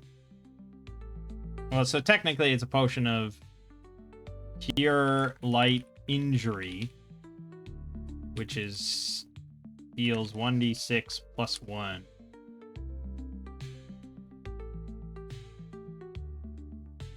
Yeah. So, I'm gonna let those stack a couple at least on a slot. We've got that. And then the Jade figurine. Again, Shadow Dark has the nice treasure generator button that you can just push to make a new piece. Otherwise, I have to make a fucking new item for every piece of treasure. So stupid.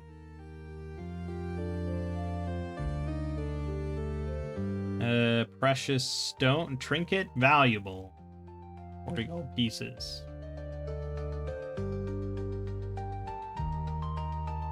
Okay, we are loaded with booty. It's late at night, though, so I think we'll actually camp out here. It smells like goblin, but there is a nice fire in here, and we know that it's pretty clear. So I guess we'll camp out here for the night, and we will eat food. Fuck it, we'll eat some of the supplies. The preserved meat and fish. We'll just snack on that. Alright, so we get XP then for the loot that we did claim. We technically have not claimed or done anything with the supplies yet. I mean, you could... You can't double dip, right? I can't take XP for the full value of the loot. Of the preserved meat and stuff. I can't take full XP for that and then get XP for handing it in and doing a good deed and stuff. So we have to make a final determination of what we're doing with that before I assign XP. But we get XP for the 1,700 copper, 150 silver, 2 potions of healing, and the Jade figurine. And if we go to the XP section... for loot. A trinket or curio is worth 1 XP, so that's the Jade figurine. Potions are worth 2 XP. Now this says 2 XP each. Well, it doesn't really specify. And I've heard some people actually, if you loot a whole collection of items, they only give out XP based on the most valuable item. So if you find like 8 potions and a spell book, you only get 3 XP because the spell book is worth the most. I don't really like that, but that's why I've changed the XP system to be worth more. So I don't know if I'd give out for every potion you find. That seems a little much. Like, you get 2 XP for every minor charm, scroll, or potion. Like, 2 XP for every scroll and potion is a little much. But yeah, I'll give 1 for the figurine, 2 for the potions. So that's 3. And then the money is probably another... I'd have to look at the valuables table. Yeah, I don't know. We didn't get that much money. That's... What, that's like 17 gold plus... That's like 32 gold. Yeah, that's not a lot.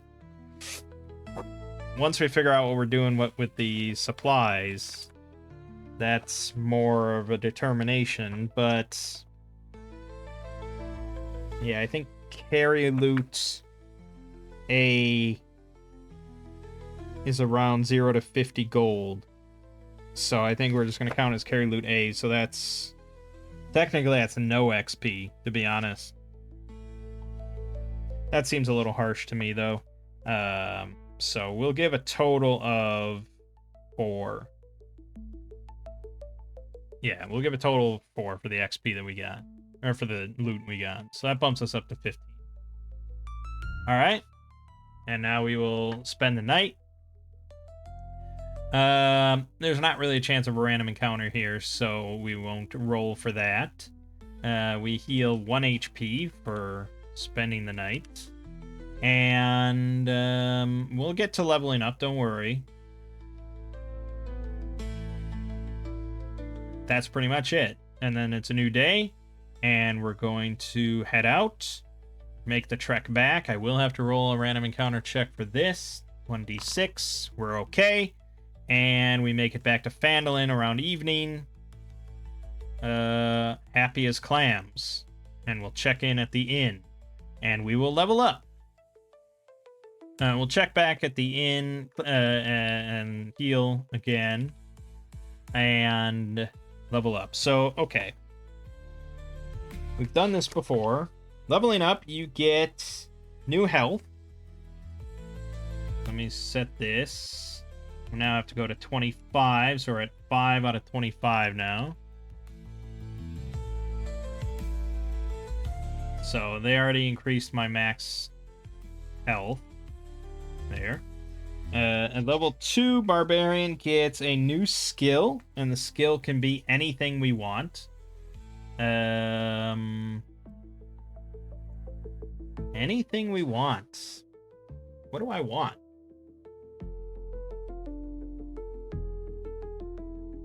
Detection is decent, but I think maybe charisma. He's been doing a little charisma. He did that ventriloquism stuff. So let's maybe go for... Ooh, boy. Is there a...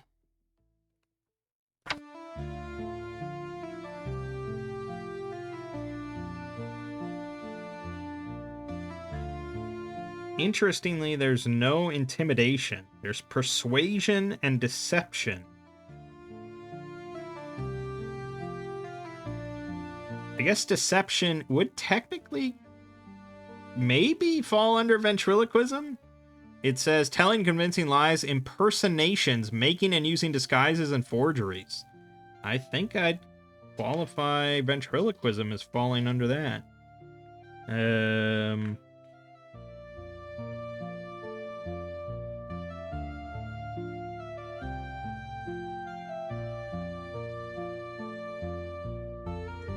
I'm going to go with leadership, actually, because it says the leadership skill assists in recruiting hirelings, and I didn't even look at the Tales of Argosa rules for hiring people and stuff.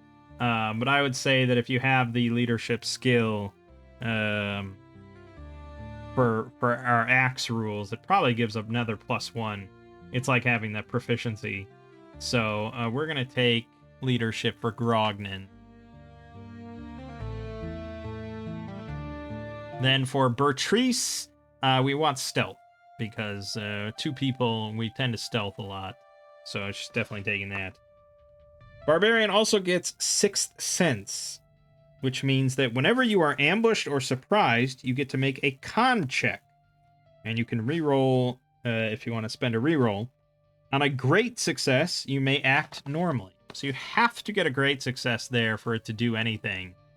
But it's not terrible.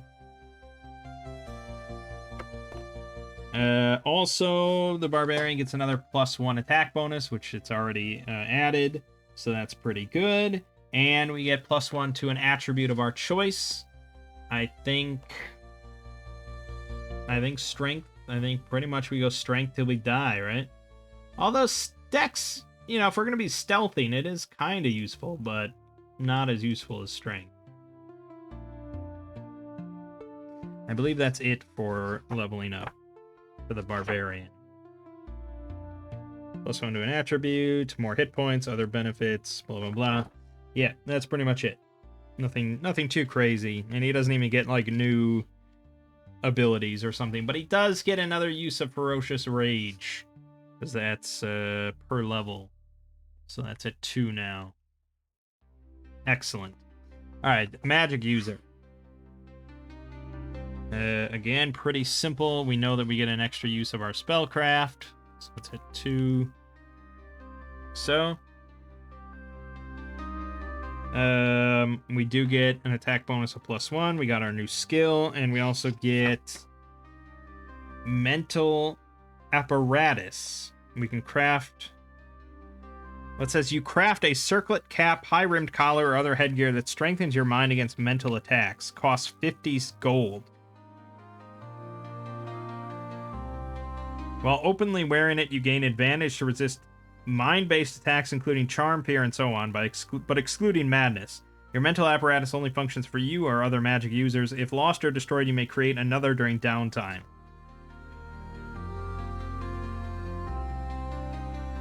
So do I have to just spend 50 gold at 2nd level to make this? Or is that cost just if I lose or destroy it?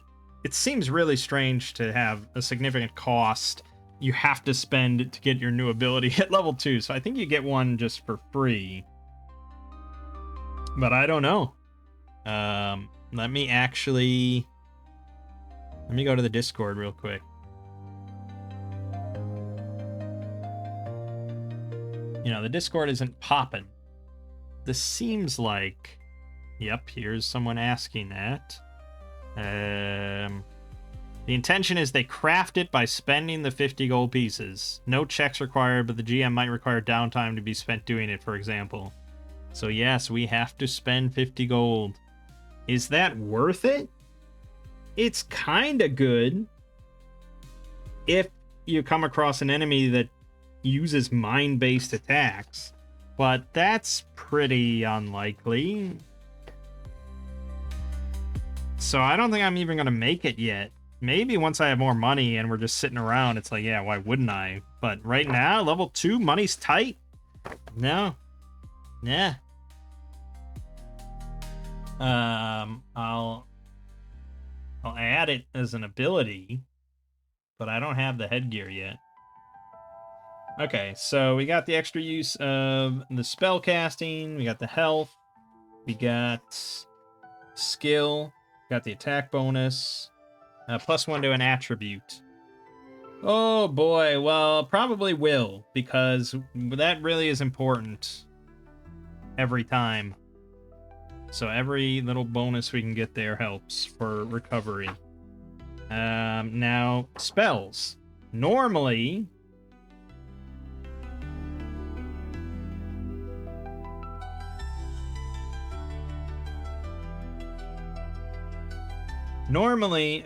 we could do magical research in order to study and, research a new spell to add to our list of spells.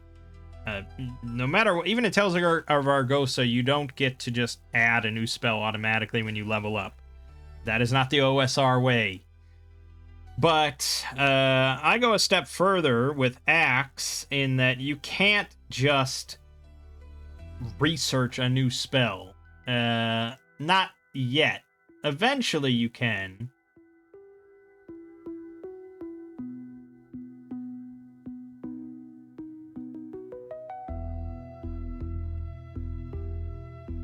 So magic research is what... Yeah, researching spells.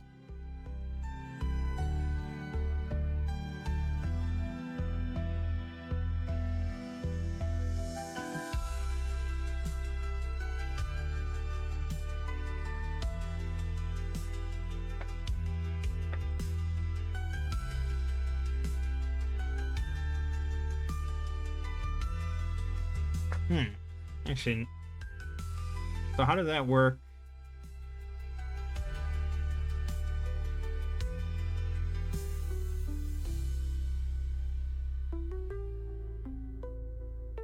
Right. Yeah, the repertoire, yeah.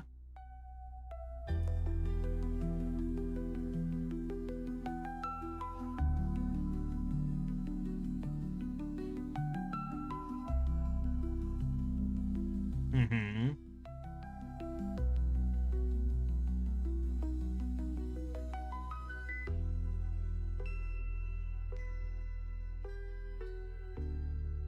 Yeah, okay.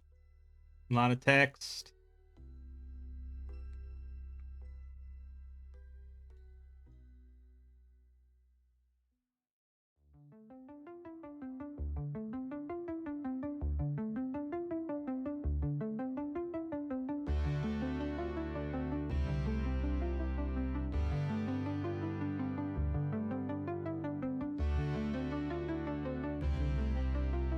Oh, here. If a studious caster has fewer spells in his repertoire than his permitted maximum, he can add a spell to his repertoire by studying its spell formula as a dedicated activity for 1 week.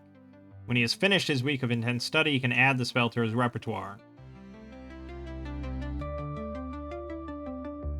Right. So that's not magic research. That is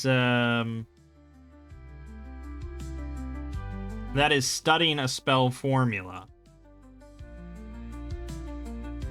And so here, you can copy a spell formula from a magic scroll, fellow mage's spellbook, or other source straight into his own spellbook. You can copy an existing formula at a rate of 1 page per day of dedicated activity, plus 1 page per rank in art, calligraphy, or craft scribing. You must have a book with blank pages available to copy into. You can buy or steal a spell formula, or even an entire spellbook from another mage. In this case, he does not need to rewrite a formula in his own hand unless he wants to.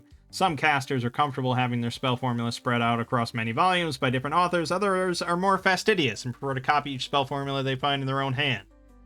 You can also engage in spell research in order to discover the formula for an existing or new spell. Right.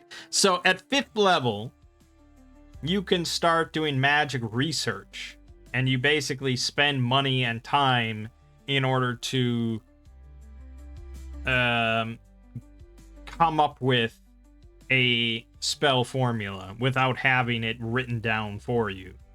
So, like, say you want to learn Earth's excrescence or something, and you don't have the formula for it. You can sit there and spend time in order to study and come up with the formula yourself. But the more common way that you're probably going to do it, especially before 5th level, is by copying formulas from an existing source. So that's what they're talking about, is copying it from a scroll that you find, copying it from some other mage's spellbook, or, you know, it's possible you go to like a mage's college and maybe they'll teach you the formula and let you copy it down for a certain amount of money, or you know, something like that. There's plenty of different ways for you to get spells.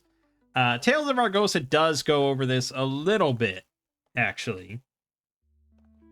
And Tales of Argosa lets you do essentially magic research at level 1 right away in order to come up with spell formulas. Don't remember which section that was in. Finding anything in this book is a fun process.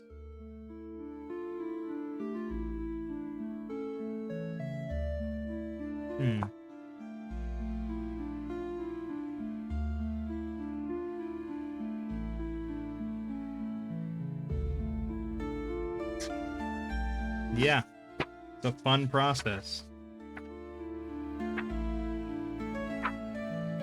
I really need like 100 bookmarks. Yeah, here it is. So,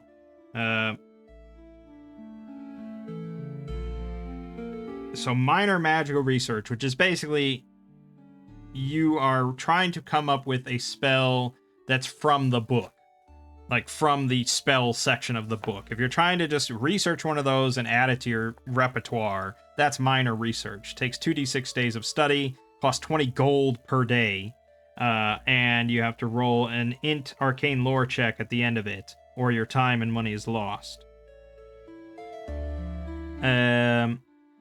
But if you have the formula from a scroll or book or something, then you can automatically just copy it, and that doesn't cost you any money. So that's pretty close to Axe, except Axe does take a little bit of time to copy it. It says 1 page per day of dedicated activity. I don't know how many pages a formula costs.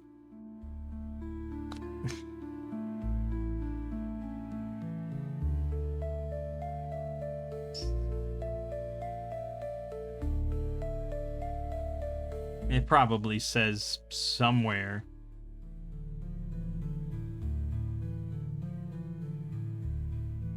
I would assume 1 page per spell.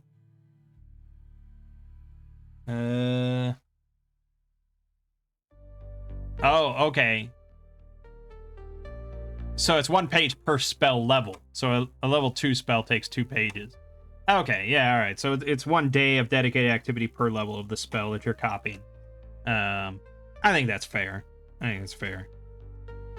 But you can also do major research, which is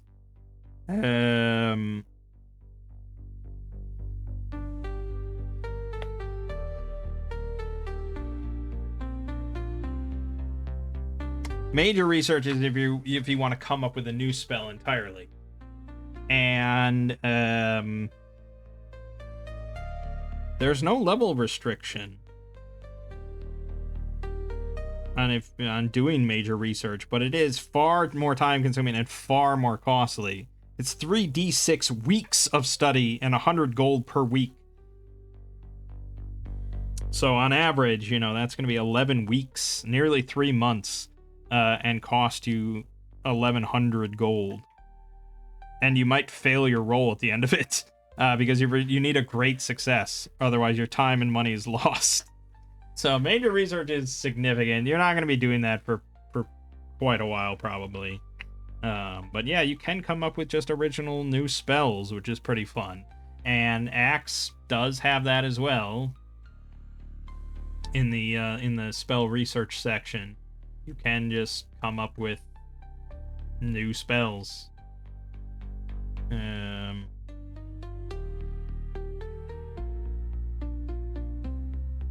But it's obviously not cheap, not easy. It's high-level stuff. You have to be a 9th level mage to do major magical research. But I think spells, I don't know, that might count as minor still, I don't know. But anyways, yeah, it's all very late. The point is, I don't automatically get a new spell, and I don't have any spell scrolls.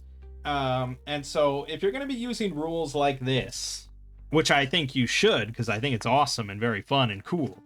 But if you are going to DM a game where you're using these rules and you have magic users, you have to remember to stock, at the very least, some scrolls in certain places.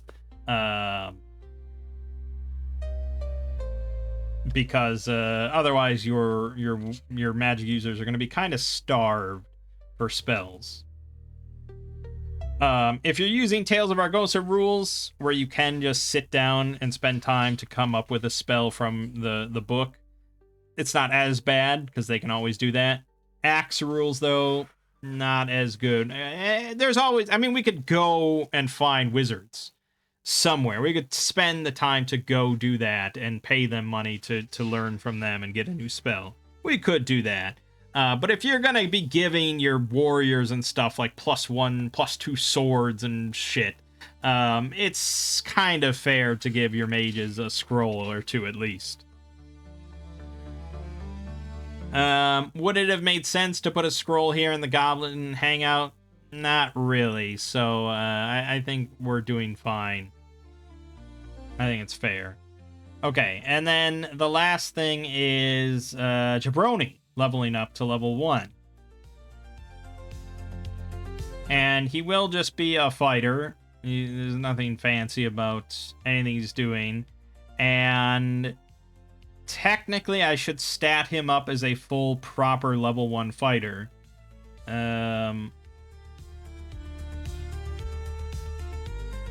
The thing is, yeah, it's... Yeah, I mean, yeah. I guess that's part of what we're doing here is, like, building our army and building our collection, or building our party, really. There's no reason Jabroni shouldn't be a level 1 fighter that we build up properly. I know that some people, for hirelings and for henchmen and stuff, especially if you're playing a game where like everyone is a henchman or has a couple henchmen or something like that, it can get kind of obnoxious. And so what some people do is really simplify it and just like, if you have a henchman with you, he's kind of there, but all he really does is you get to roll an extra attack every time you have a turn, you know, just to really make it simple. And I don't know exactly how they do it, where he's like a possible target. I don't know if the DM just is occasionally like, okay, this is targeting your henchman, or if it's a dice roll anytime you would take an attack, or if you split the damage or something. I don't know. I don't know how people do it exactly, but I know the extra attack philosophy is relatively common, just to really simplify it. I think it kind of depends on the players, really, if they want it to be a full-fledged person that they control and makes decisions, or if they just want to really simplify it.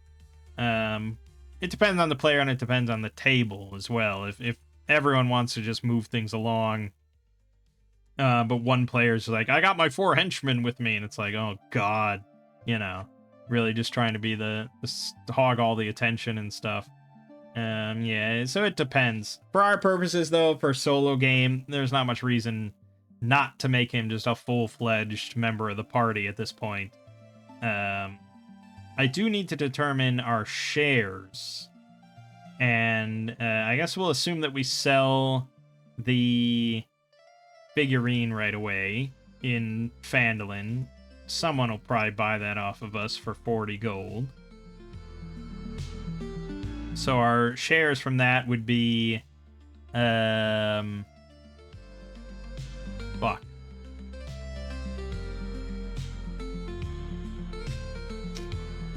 Well, so it would be 40 divided by 2.5, right? Yes. So that would be 16, 16, and 8. Okay, so,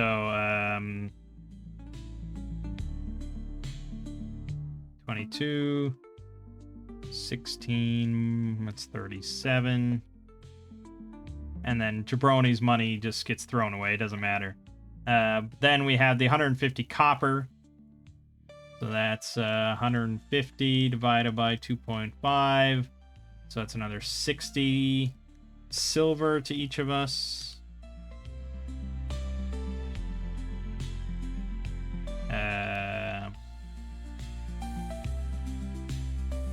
Okay, and the rest is gone. And then we took a total of 1450 copper. So we each get 580 copper.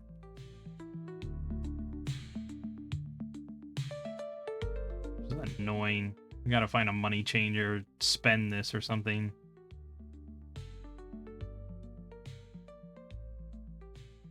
Okay. I think that's it.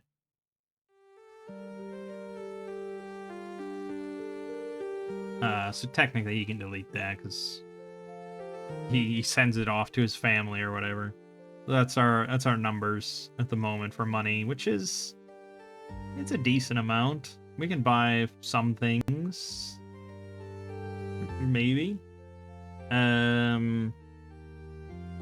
Right. So I will I'll level up Jabroni off camera. Won't waste time doing that here.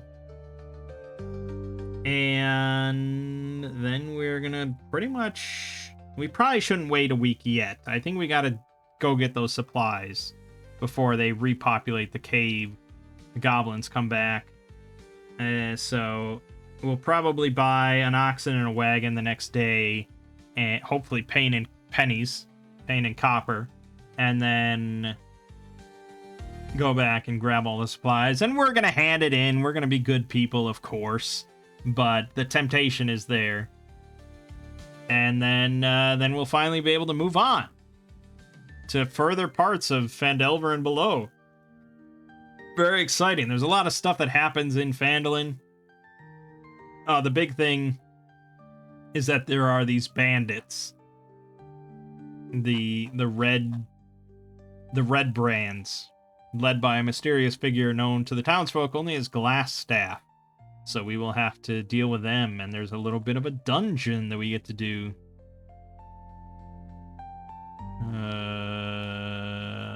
There, the Red Brand's hideout.